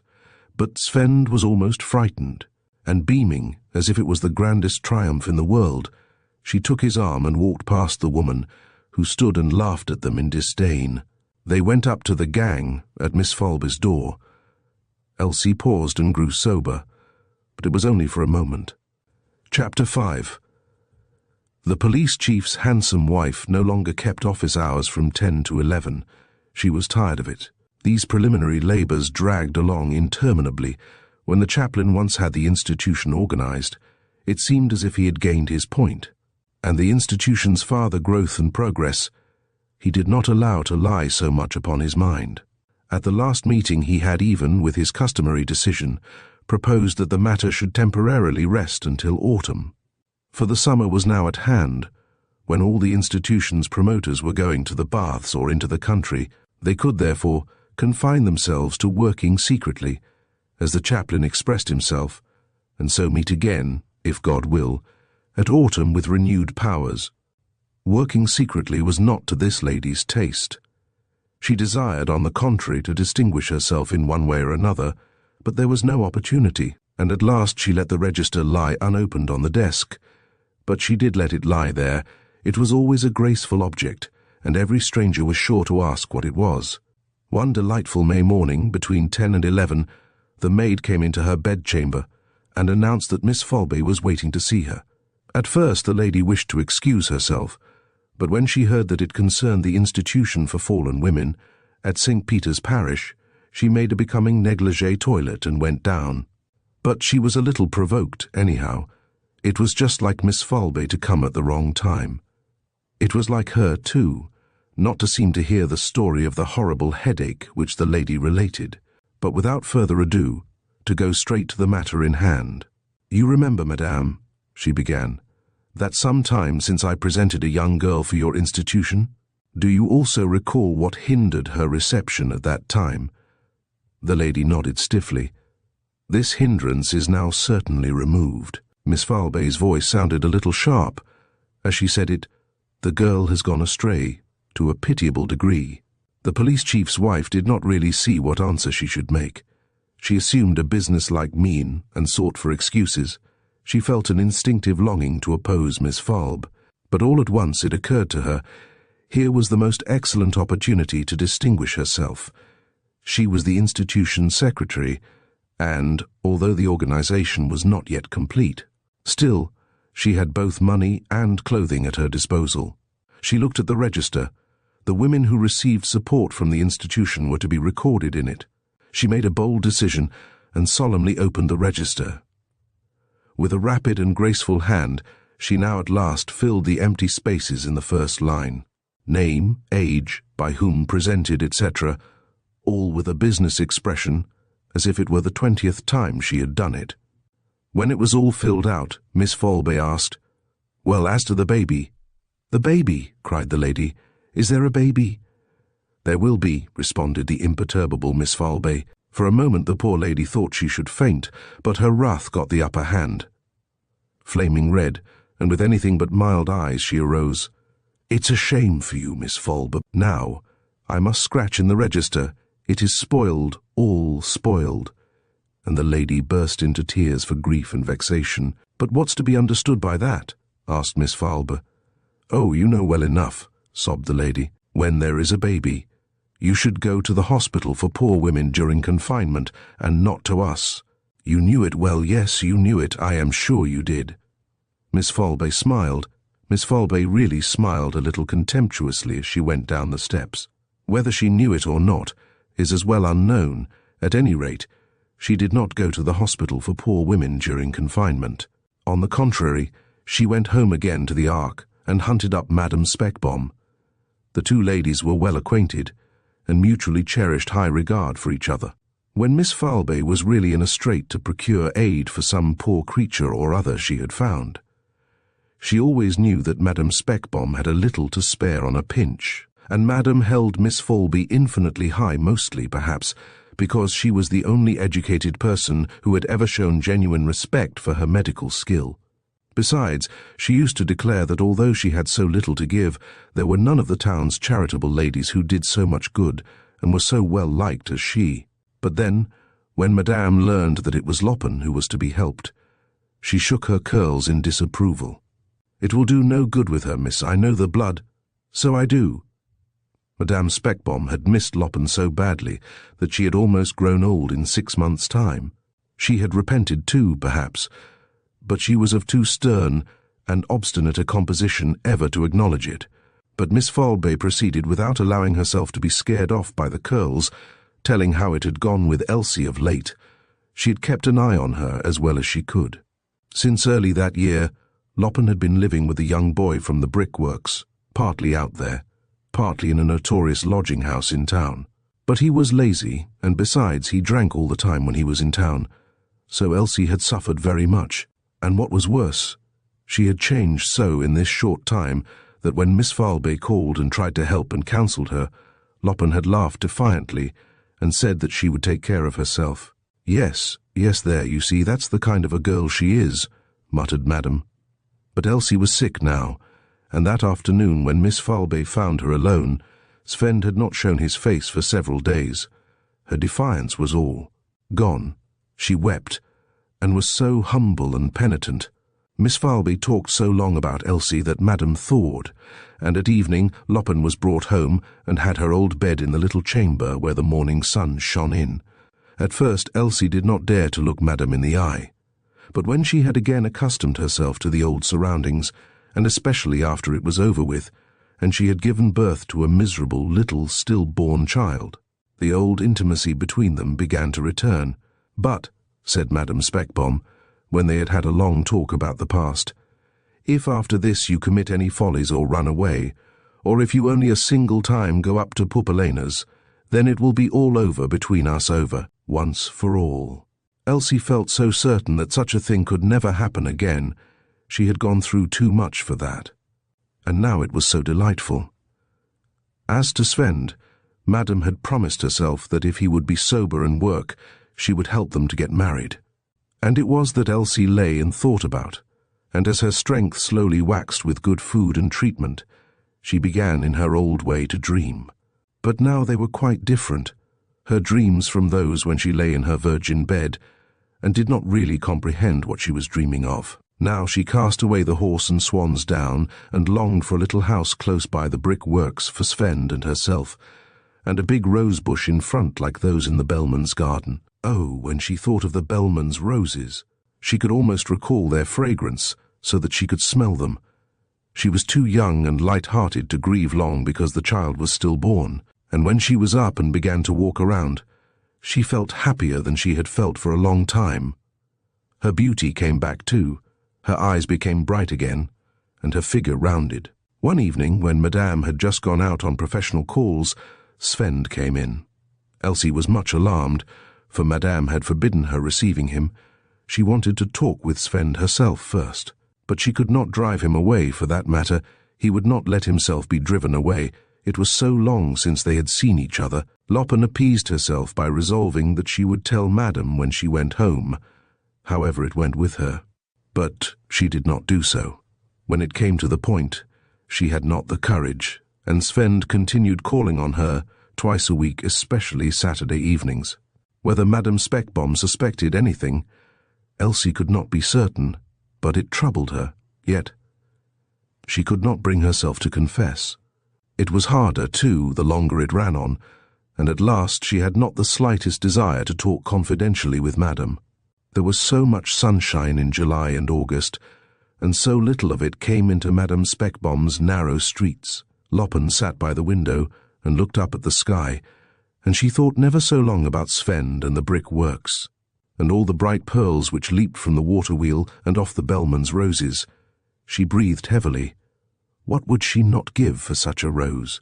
The next Saturday, Sven brought her one. There were scores of them, he said. One scented their fragrance clear out on the road, and they hung out over the hedge this year, so one did not have to climb over. When he had to go again, at 8:30, so that Madame should not surprise them, Elsie wanted to go to the corner with him. She held the rose in her hand. It was well nigh ruined, and he teased her to go out with him and pluck a good many. But she would not, and she walked on and explained to him for the 20th time how much more sensible it was for her to stay with Madame as long as possible, and then they could better arrange to get married in the fall. Sven listened patiently to her, and in this way they walked on from corner to corner, across the slopes behind the town. But when he had her so far, he took her about the waist and said, "Don't be foolish now, Elsie. What do you want down in that black hospital? Only think how fresh and lovely it is here." He was browned again by the sun. The warm gypsy blood flowed up into his cheeks, and his teeth glistened in the twilight. It was impossible for her to withstand him. As bold and ready as he stood there, and happy and careless she ran away with him into the silent, beautiful summer night. "I told you that at the start," cried Madame Speckbomb, half bitterly and half triumphantly. "She'll stay here," said I, "just till she is well, then she'll run off. For I know the blood. That I do. And besides, now I hear that fellow of hers is a gypsy." If I had only known that, he would never have got permission to go with her that accursed evening. "It might be she would come back yet," interrupted Miss Fulb. "Yes, just let her try it," cried Madame menacingly. "But Madame Speckbomb, you wouldn't tear her to pieces." "That I would, Miss Falby. As sure as my name is Caroline Speckbomb. It would be a sin and a shame to help one who will not be helped. There are enough, in all conscience, who need it." "Yes, but those who will not be helped are just the ones who need help the most." "Pardon, Miss Falby, but there's no sense in that. Sometimes you are too bright and learned. Just like Dr. Benson, that is, you are 10,000 times better in every direction." "Oh, there can be no comparison," added Madame, thoroughly abashed that she had come to compare the excellent Miss Fulber with anything so abominable as Dr. Benson. It was a hard winter for the poor. It was well to cling to one of the charitable ladies who brought aid from the various institutions, and aid came to many, and did good where it came. But there were those who were not so fortunate as to reach the aid, and many to whom the aid would not stretch down, for where vice had allied itself with poverty, help might be a curse, and it was a sin to take the bread from the worthy poor, who gave thanks with tears and blessings. Loppen no longer got aid. All became, in time, tired of her. When she and Svend, late in the autumn, moved in from the brickworks, they lived well for a week or so, on the rest of his summer's wages. But when it was gone, they had nothing at all. For what Madame Speckbomb had once said, that Elsie and Svend suited each other, proved only too true. They were alike light-hearted, alike happy in living well, and alike incapable of saving. Svend, in this particular, was the better, but he drank it up immediately. Loppen for a time set about deceiving one after another of the charitable ladies, but when it was over, she was of so bad repute the city over that she did not know which way to turn. So she deserted Svend, and went with another, who had a few shillings left, came back to him and disappeared again, so no one really knew where she kept herself. Even Miss Falby lost sight of her. But at gentlemen's dinners, the chief of police used to quote Loppen as an example of how exceedingly fast women of the common people go to the bottom when they have once gone astray, and the gentlemen stared moodily down into their champagne glasses, and wondered that moral strength was so poor among the lower classes. Elsie neither thought nor dreamed any more. She was neither ashamed nor penitent. From day to day she struggled on through misery, laughed when it went merrily, with food and drink, and ran the town over when she was in want. At last she sank into a kind of a waitress in a bar-room down by the dock, where she drank ale with foreign sailors. Chapter. The day before Christmas was a busy day for the whole town, and not least busy for the kind ladies who were distributing goods to the poor. Miss Falbey was usually not so deeply interested at Christmas, for, odd and singular as she was in everything, she used to keep the little she had until after Christmas. But yet today she was in a hurry from early morning. She searched the town up and down, for she had made up her mind to find Elsie. It was over a month since she had seen her, but today, when everybody was happy and enjoying themselves, she could not get poor Elsie out of her head, and she hunted high and low for her in all the crannies and hovels of the poor. Late in the afternoon, when she had almost given it up, she suddenly met Elsie at a street corner. Miss Falbey had often seen how quickly beauty, youth and grace fall from those who follow Loppen's path, but never before had she seen such a change. But she was not the woman to be frightened off. With a tight grasp, she seized Loppen by the arm when she tried to run, and said quietly, as if nothing was the matter, "Good evening, Elsie. It is nice that I met you. Won't you come and eat Christmas porridge with us this evening?" Loppen looked up. For a moment there was a blaze of defiance and impudence in the big, bright eyes, but all at once she broke down and walked a few steps sobbing, while she leaned on Miss Falb. Elsie wore a brown shawl and had nothing upon her head. She had grown thin and pale in the face, and as she walked along, bowed and weeping, her neck was so rough and scrawny that no one would have suspected that she had not yet completed her 20th year. There was nothing left of her but her eyes, the big bright eyes which were all the larger now that her face had lost its roundness. She could make no response. She did not even try to do so, and Miss Falbe proceeded without waiting for an answer. "I told Christian when I came out that I should bring you home with me if I met you. I shall go home at 6. I am only going down to the mill to see a sick woman. Then we will drink our tea and eat our porridge together. You can just as well sleep there too. I will arrange the lounge for you in the sitting room." Elsie pressed her hand. They stood behind high stone steps where it was quite dark, and Miss Falby took her about the waist. "You must promise me sure that you will come, Elsie." "Yes, miss, I will come," answered Elsie firmly, and looked up. "Thank you, now you are a good girl," cried Miss Falby joyfully. "Now you must start over there. It is past 5 o'clock. I hear the bells ringing at the churches, so I will be there soon after you. Christian is at home. It is nice and warm there. Tell him I will be there right away." With that she hurried away. She was so happy that she almost ran. But Loppen walked slowly toward the town, while she kept in the shadow as much as possible. To reach the Ark, she had first to pass through the more aristocratic quarter, where the gas lights were more frequent, and where also the shops lit up what they could of an evening. So she made a circuit through the park and went right by the church.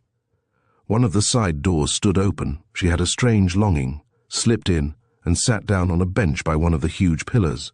At first, she was half deafened by the loud clangor of the bells which were ringing in the tower, but when she had grown accustomed to the sound, it seemed as if she rested upon it and swung to and fro beneath the lofty arches. There by the pulpit, a couple of scrub women were kneeling. They had a lamp on the floor which they moved about with them, and up in the choir was a lantern which the men, who were repairing the heating apparatus, had set down. Loppen had not been in the church for a long time, and it touched her wonderfully to see the holy place again in the uncertain twilight, and amid this festive clangor of the chiming bells. Until an hour ago, she had not had a single thought but to get herself something to eat, or still better, something to drink, for she had been starving for several weeks, as they starve who eat a little bread or salt fish if opportunity offers, and otherwise keep life in themselves with ale and brandy. Today she had tasted neither food nor drink, but that was all forgotten now. It had been forgotten, in fact, from the very first word Miss Falb said, that there was still granted one person who would talk to her like that. A light had come into the night of degradation in which she had so long been roving about. Thoughts of her better days, which she had dreaded and driven away with drink, came again without paining her. She could really sit there in the gloomy church and think of her little chamber at Madame Speckbaum's. For Miss Falbe had smoothed away the worst of her shame. She felt as if she had been cleansed from head to foot, and through it all she rejoiced on account of the porridge. But the bells, which had for a time been chiming softly, and as if far aloft, joined now in a great strong peal which so filled the church that her ears rang with it. One of the scrub women moved her light at the same moment, so that all the relieved heads on the pulpit stood out.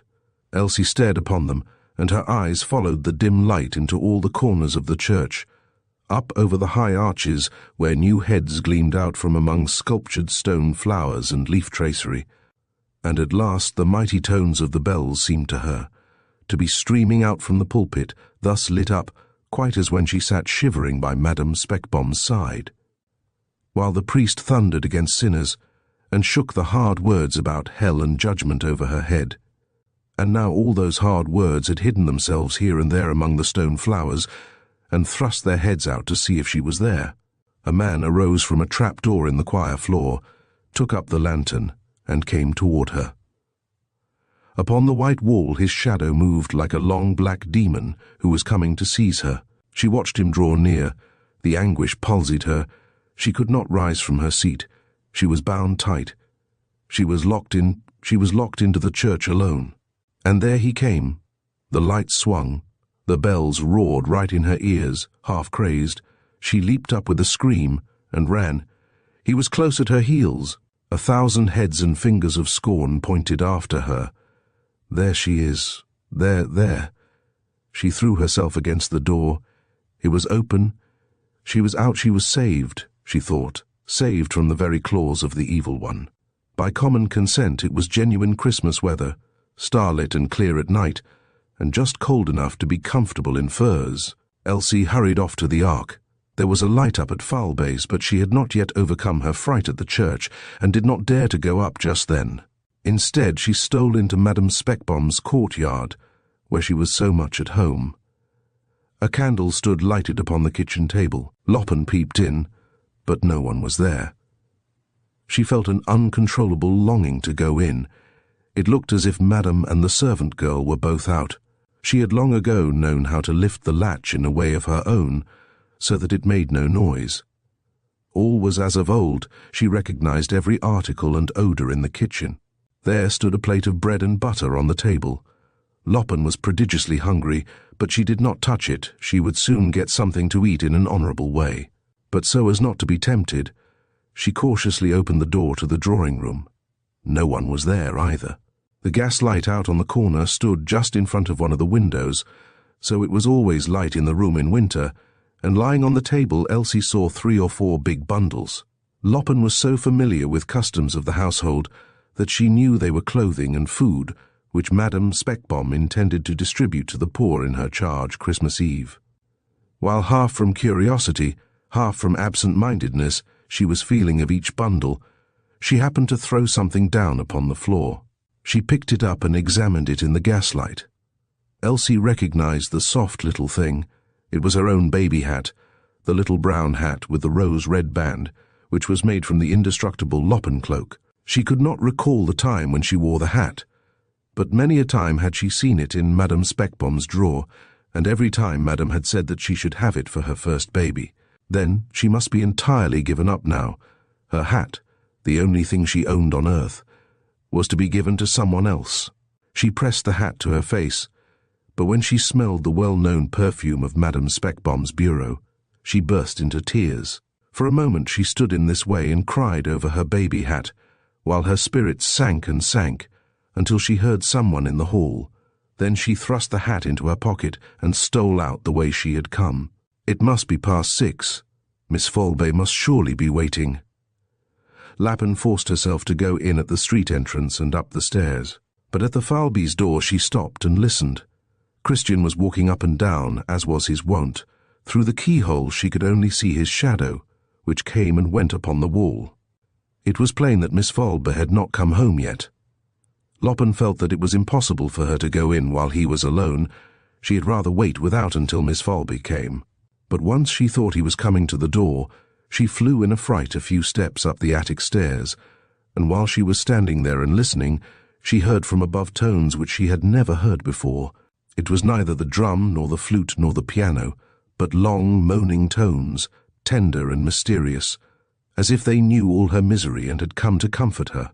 When she cautiously opened the door to Schiermeister's room, she saw the old musician standing erect before the lamp. He was playing the violin.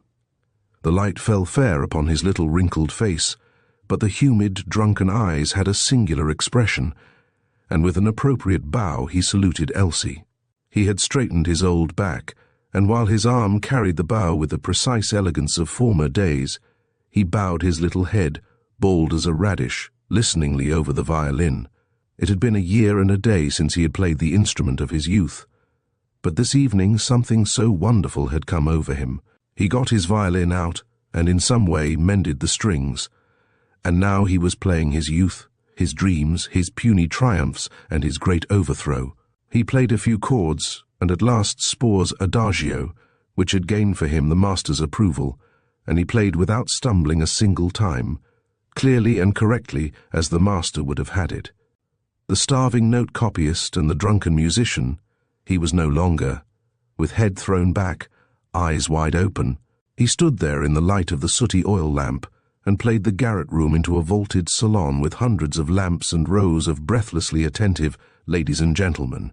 His wretchedness fell from him, and the artist stood forth once more, and the half-extinguished spark in his soul broke out into a noble flame, as if music had forgiven him, music whom he had loved and betrayed. And at last came the great master, laid his hand upon his head and said, "He will go high in it." With the instrument under his arm and with downcast bow, Anton Schurmeister bowed himself out into the room. Then he hastily laid the violin away in its case, closed the cover upon it, and threw himself into a chair with his hands over his eyes. But when a little later he looked up, Elsie was sitting just in front of him, on a chest by the door. She too was holding her hands over her eyes, and the old wreck looked at the young wreck and shook his head. Something was heard shuffling up the stairs and out into the garret, as if a number of people were trying to walk softly. Pupalena peered in, and then she stepped aside to make room for the others. It was the whole gang. She had collected them here and there. They were following her in the hope that she had something for them, so they were in a merry humor. Loppen tried to steal away, but one of them took hold of her. It was Svend. They had not seen each other for several weeks, and when they parted, they were at outs. But in the mood Elsie was in, she was touched to see him, even as ugly and disreputable as he was. Sven noticed this and sat down beside her on the chest, to lament and whine and promise to do better and everything good, if she would only stay with him again. Elsie remained sitting and listening half abstractedly to the well-known voice and the well-known promises. But all at once there was a tumult over at the table. The tinker arose and swore, and everybody looked at Pupalena more or less angrily as he dared. In short, it was so far from her having anything to banquet on, that on the contrary, she had hunted them up to get something to keep Christmas with. Indeed, she had shared with them often enough. She turned her big, heavy face around toward the men, and said contemptuously, "It's brave fellows you are, not so much as a bottle of ale for blessed Christmas. Fie, for shame." They were nonplussed. The tinker muttered something about the hard times. Jorgen Tamber looked up at the ceiling, and even O'Connorman let his underlip hang idly. In so serious a situation he did not dare to mention the message he had just sent. Only the man with the many faces retained his smile. He sat close beside Pupalena and chewed raisins and nuts and threw the shells across the table. Elsie knew him better now than when he frightened her with his grimaces. In many places she had caught sight of him. He came and disappeared, and no one seemed to notice him, but she knew that he had escaped from the prison at Akershus, and that he had stayed out now for more than 2 years without the police being able to find him. They called him the mechanic because he was so expert at picking locks. He now said to Pupalena with a familiar nod, "Yes, you are right there. People who have 2 strong arms and eyes to see with, and yet can't get what they want on such a day. Such folks I wouldn't give much for." "What have you then?" demanded the tinker. "Oh, I don't usually carry much with me," answered the mechanic indifferently. "But at any rate, I am full, and now I am doing like the aristocrats eating dessert after the meal." With this he tossed a handful of raisins and nuts carelessly across the table. A young fellow who had lately joined the gang was gallant enough to pass a few to Loppen, who sat apart on the chest by the door. The sweet taste excited her, hungry as she was. She leaned forward to see if there were not more, but the others had taken them. There were, in fact, only 2 or 3 apiece, just enough so each would get the taste in his mouth. The tinker muttered something about not everybody being versed in mechanics.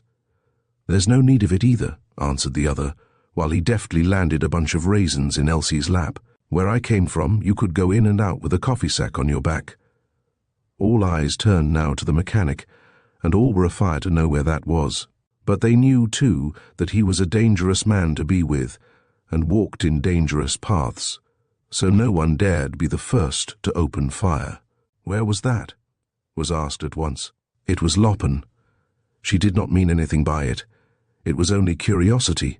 The raisins were so sweet, and it was so long since such things had been tendered to her. The man of the many faces, who had hitherto let his eyes run from one to the other, now addressed himself more to Elsie, while he now and then tossed a few raisins or nuts over to her or across the table. They were seized in a trice by anxious hands. All had conceived a desire for more of the sweets, which irritated without sating. "Do you want to know where it is?" said the mechanic gaily. "Well, that don't cost anything, my child. It is down in the corner just in front of Consul's house at Ellingson and Larson's. The whole store is jammed full of people who buy like mad, that they do not eat themselves to death. The rich, on such a night, I can't understand. There is sugar and syrup and butter and rice. Such a world of rice and fine Danish butter and cheese golden. Fat cheese which glistens when you cut into it." All leaned toward him and glared as if they would eat his words, and Loppen drew close to him. Her mouth watered at the corners, and she thought she could smell that golden fat cheese which glistened when they cut into it. "And there are smoked sausages and hams and ale and wine, hundreds of bottles of sweet strong wine. And there you can get as much of anything as you like if you only have the cash." "Oh, the deuce!" exclaimed the tinker at the last words, and there was a general growl of dissatisfaction and displeasure. But the mechanic pretended not to notice anything and proceeded smiling and confidently, while his quick eyes glanced from one to the other and, as it were, fastened one word here and another there. "But when you have no money, of course you don't go into the store. What business have you there? There is another way which is much easier. It is but to push in, for there's not a person there. But they've been so kind as to put a light down there so you can see what you want." "Where? Where?" was demanded impatiently. This time it was Sven, whose dark gypsy eyes were aglow with excitement. "You know the alley back of Madame Ellingson's house? There is no gas light except on the corner by the bank. At the bend is the door to the cellar beneath the store." "Is it open?" asked the tinker.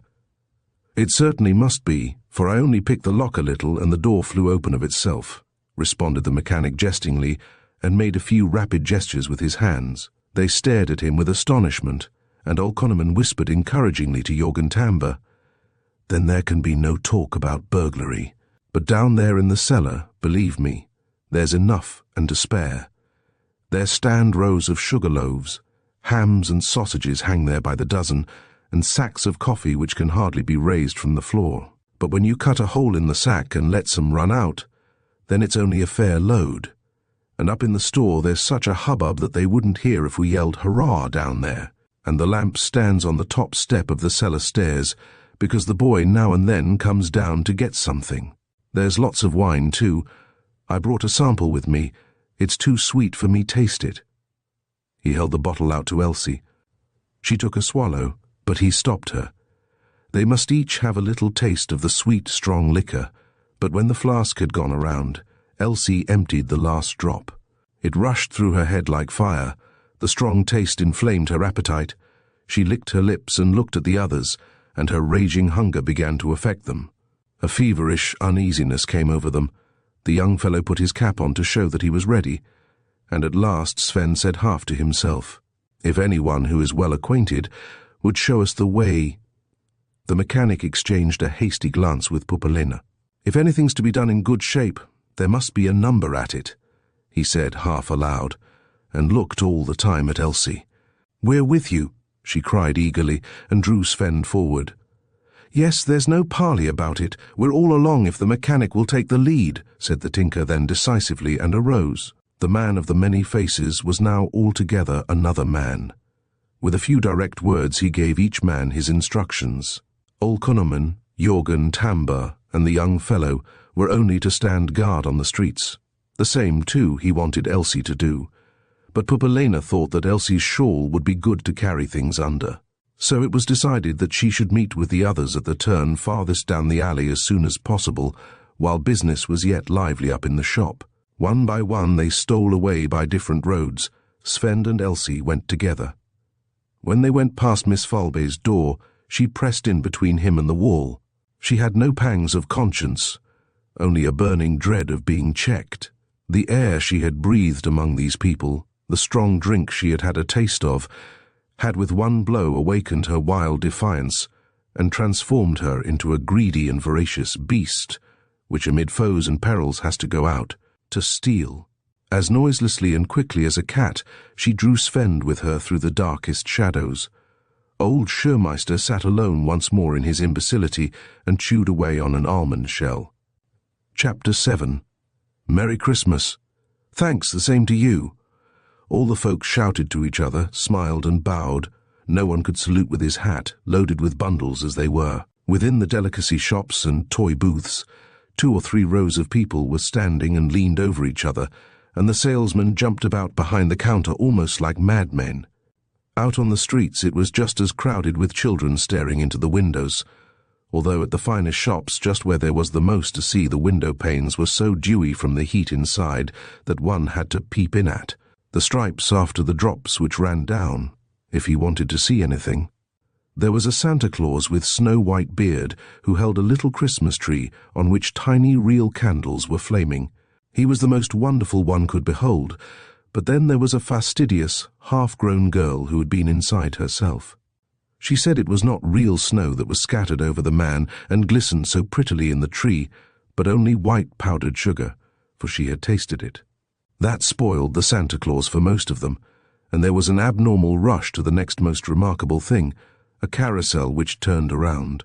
And here the group of children became so compact that the grown people could hardly get their own loose. And yet they must hurry home. The bells were no longer ringing, it was past 6.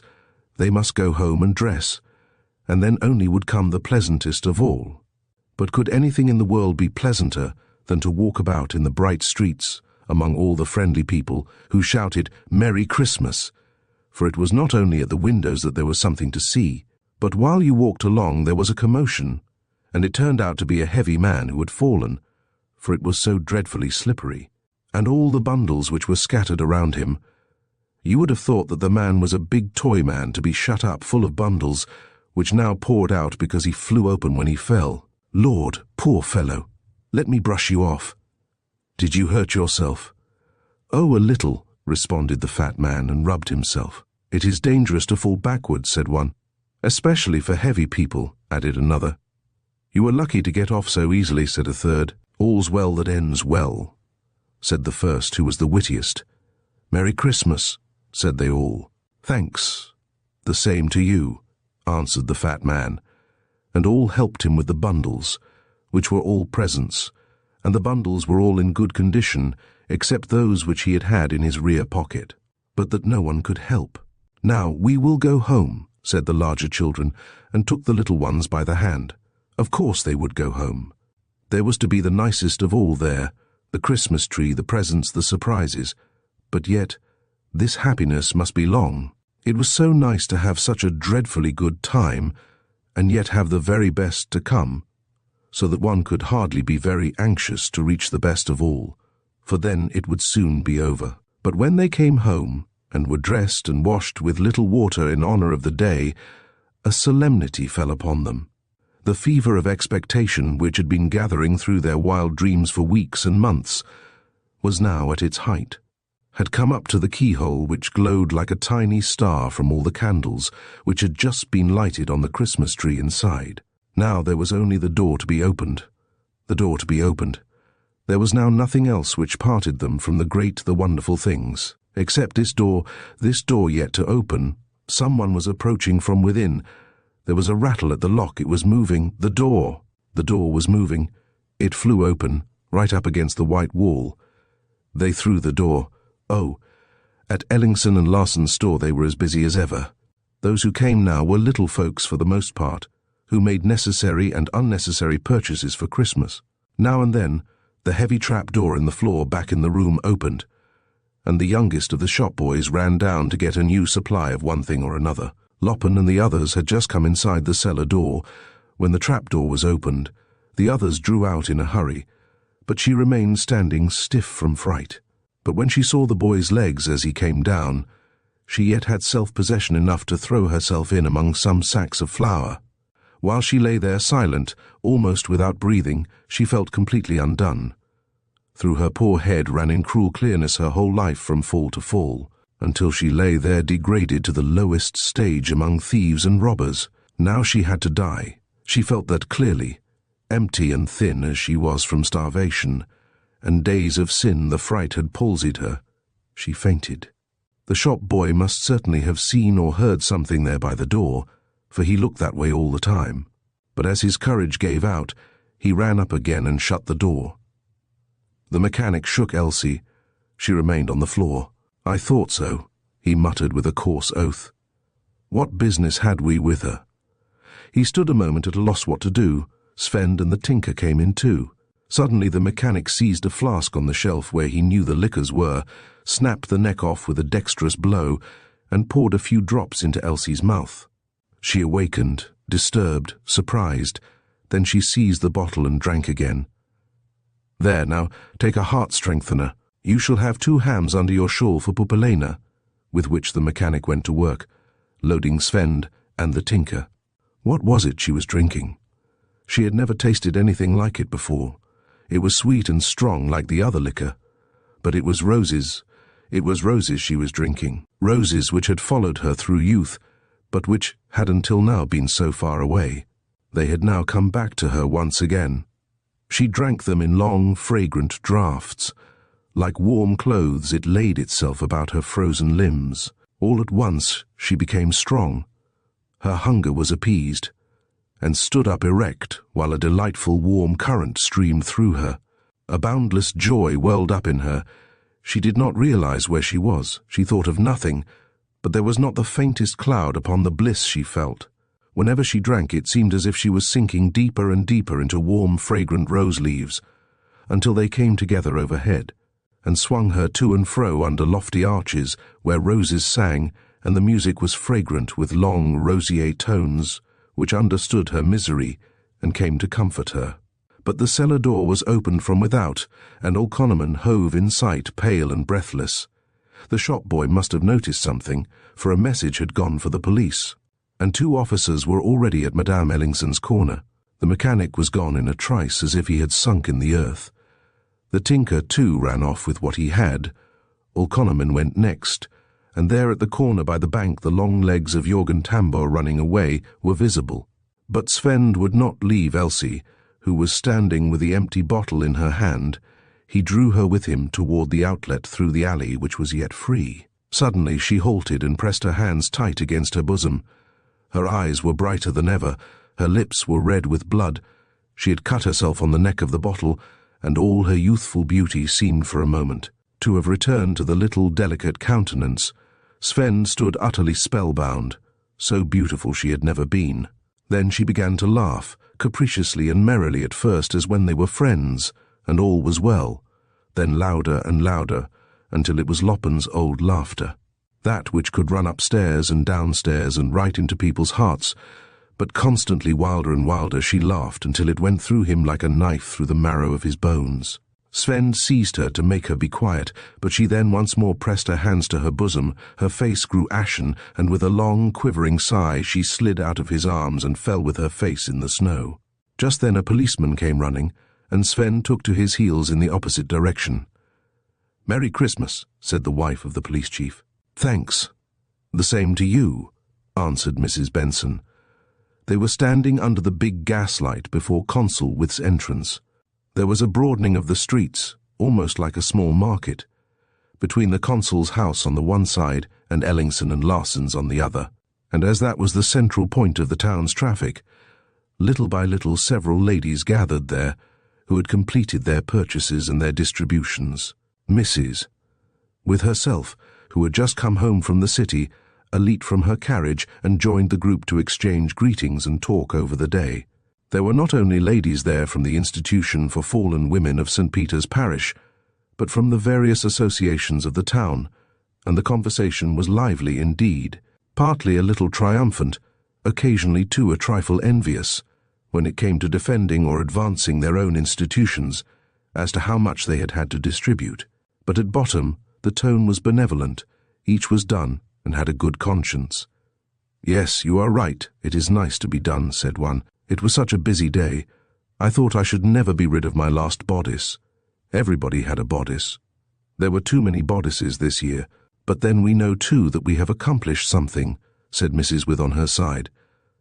"Yes, there our pastor is right," exclaimed Mrs. Benson. "It is just the blessed thing about Christmas, that one has done his duty, given to the poor." Today no one can complain, and it is so nice to think of it when we are enjoying ourselves. And it is not less pleasant to take with us to our homes the thanks and blessings of the poor," gently added the police chief's wife. The chaplain looked with admiration at the handsome lady, and in the lofty Christmas spirit in which he found himself, he would have liked at the close to address a few edifying words to the listening group of ladies. But just then Dr. Benson came across the street. The old gentleman smiled with his ill-humoured grin while he said, "Merry Christmas, ladies. Great robbery over at Ellingson and Larson's. The police have just caught a couple of them." "Robbery? Steal? Oh my God. Steal on Christmas Eve? Impossible. Who? Does anyone know them?" "It can't be anyone from our town," declared the ironing board majestically. "It is the gang from Madame Speckbomb's ark," retorted the doctor spitefully.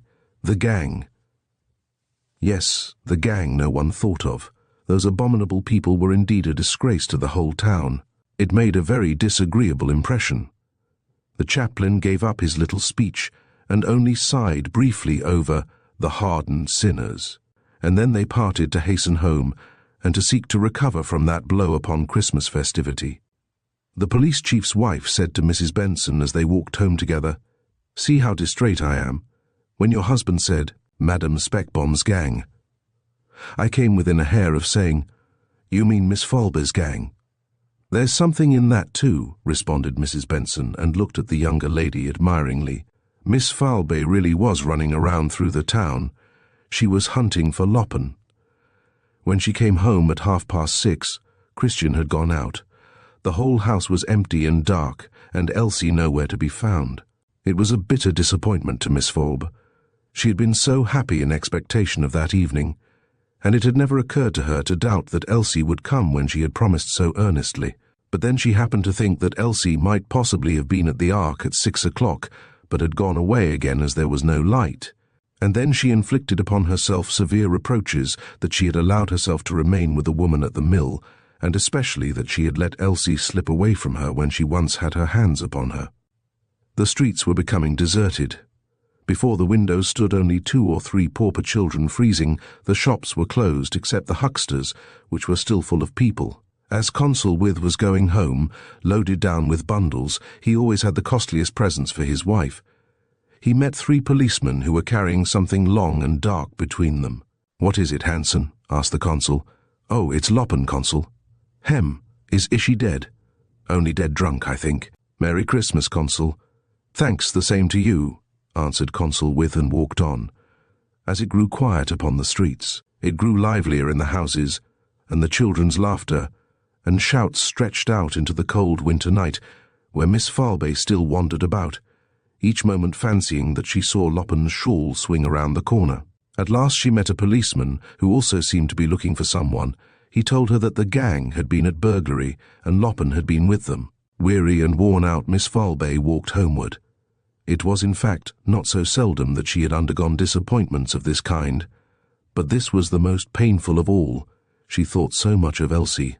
When his sister did not come according to appointment at 6 o'clock, Christian had gone out, but he found no one to drink with that evening, cold and forsaken as it was everywhere.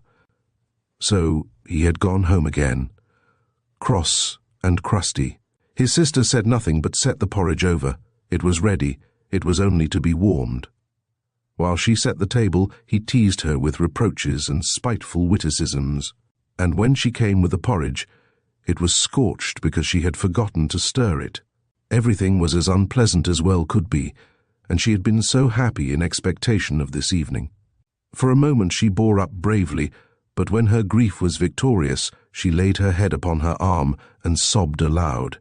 The brother sat a little while and looked at her. He had never seen his strong sister so broken down. He began to repent and tried to find something soothing to say. "You see now, Augusta, you will never meet anything but disappointments and sorrow in the way you conduct yourself. If you absolutely must have these poor people to bother with, then do as the other ladies in town. Each has her own paupers to take care of, so they don't need to bother about the others. But you throw the little you have away on the lowest trash, who don't bear being helped. Yes, perhaps you do more harm than good." "No, Christian, I don't do that," cried Miss Falbe decidedly, and raised her head. And I will not have paupers of my own. Let the others buy off their consciences with the trifles they dole out. Let them go home secure in the belief that they have done their duty by narrowing their hearts to a few individual, deserving paupers where they can see the blessing as it goes. I see that the great gulf will never be filled, however much there is thrown into it, and this certainty is the only reward you have a right to expect for your sympathy.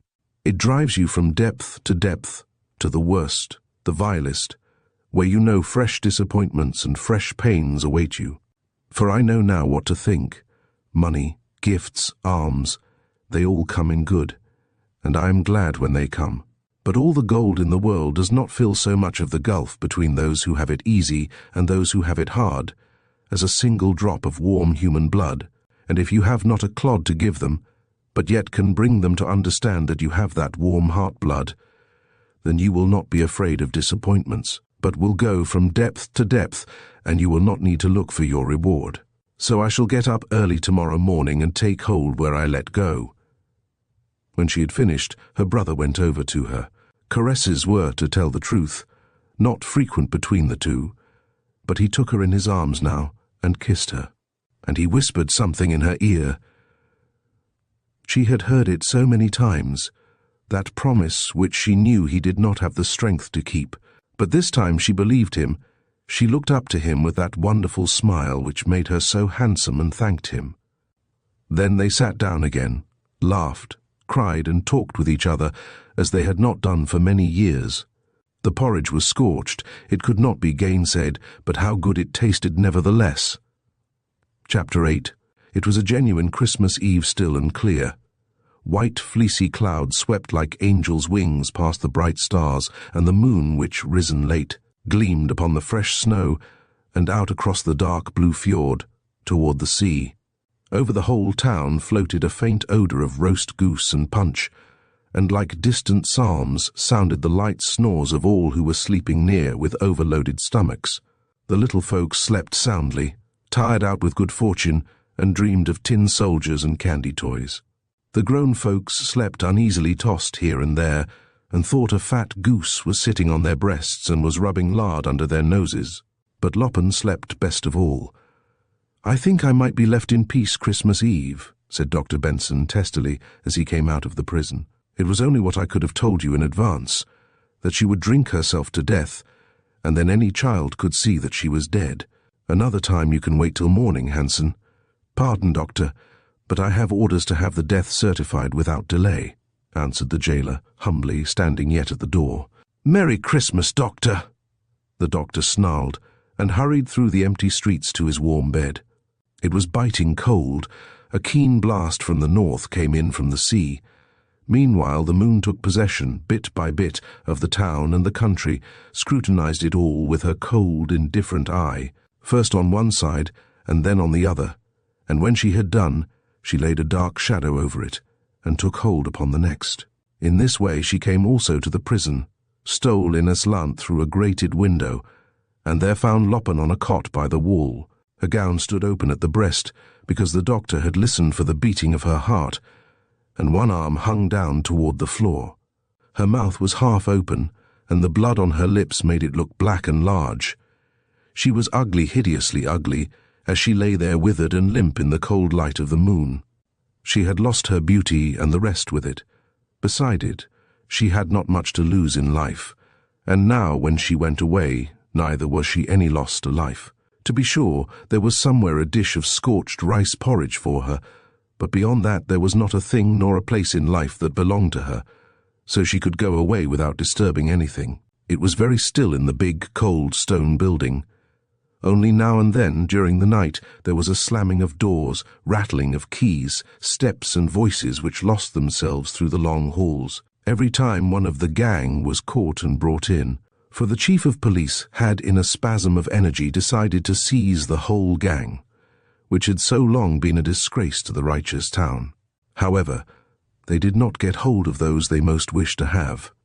The mechanic to whom the police had a clue was and remained as if sunk in the earth, and Pupalena they could get no excuse to lock up, for at 7 o'clock she was found already sleeping, the sleep of the just in her bed. When Sven was brought in, he asked about Elsie, But when they told him, his gypsy blood flamed out in a wild struggle with the jailer and policeman, so they had to put irons on him.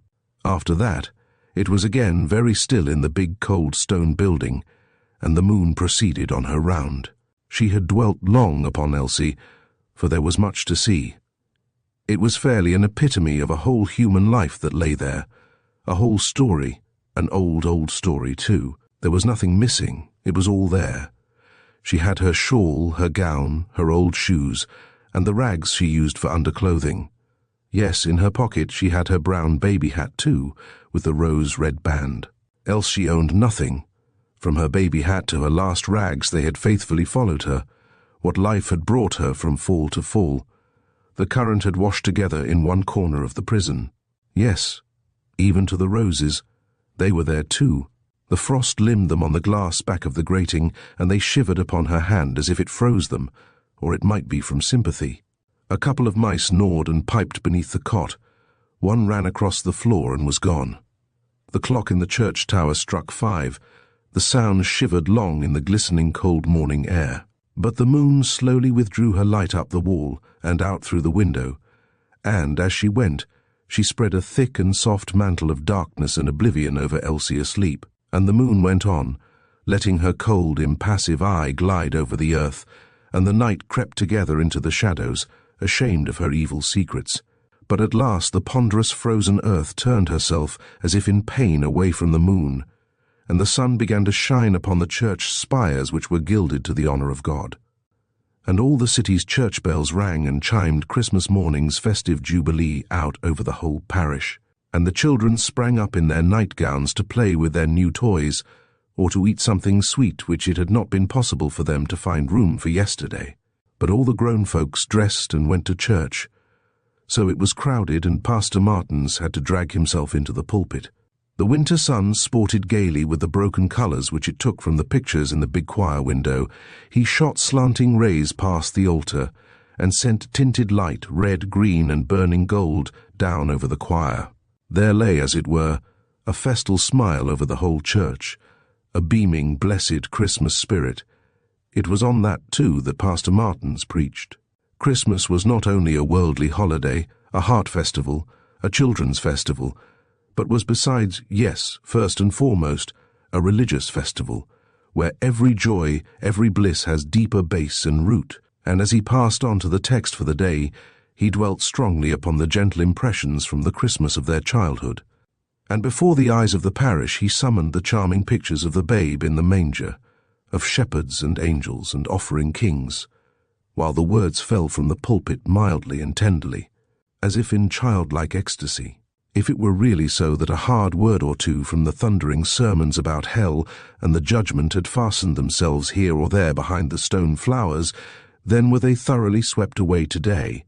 All the pictures from the religion of pain and self-sacrifice were gently pushed aside, and he who hung and was torn to death with nails through his hands and feet, he became the most charming little babe, and him had they laid in a manger. Tears came to kind Pastor Martin's eyes, and his voice was mournful. There was something so ineffably touching in that, and thus it was that what in the world was lowly and despised, just that was the true nobility, the true majesty. In that, too, there was something so edifying and consoling. So then, no one had a right to complain of his station in life. Indeed, who would do so when the lowest was the highest, when the lowly and despised were the elect? How blessed, oh how blessed, to know that. We have all only to turn with childlike minds to the babe yonder in the manger at Bethlehem. Pastor Martin spoke with true inspiration. In his handsome voice quivered all the strained expectancy of Collection Day, and when he came to the benediction and prayer for the church which he knew by heart, he scrutinized more closely the individuals among the congregation below.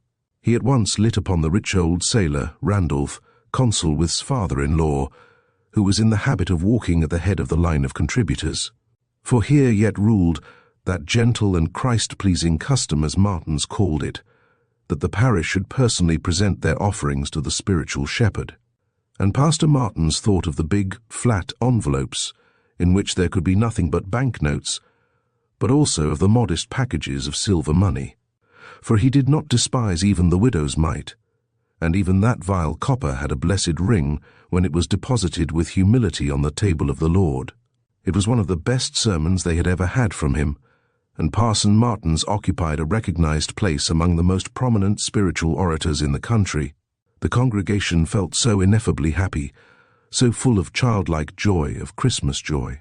The police chief's wife leaned forward and said to Mrs. Benson that far down in the church she could see a hat with Scotch trimmings, which she had made herself and given away at Christmas, and it made her feel so good to see it. Mrs. Benson nodded back with a smile.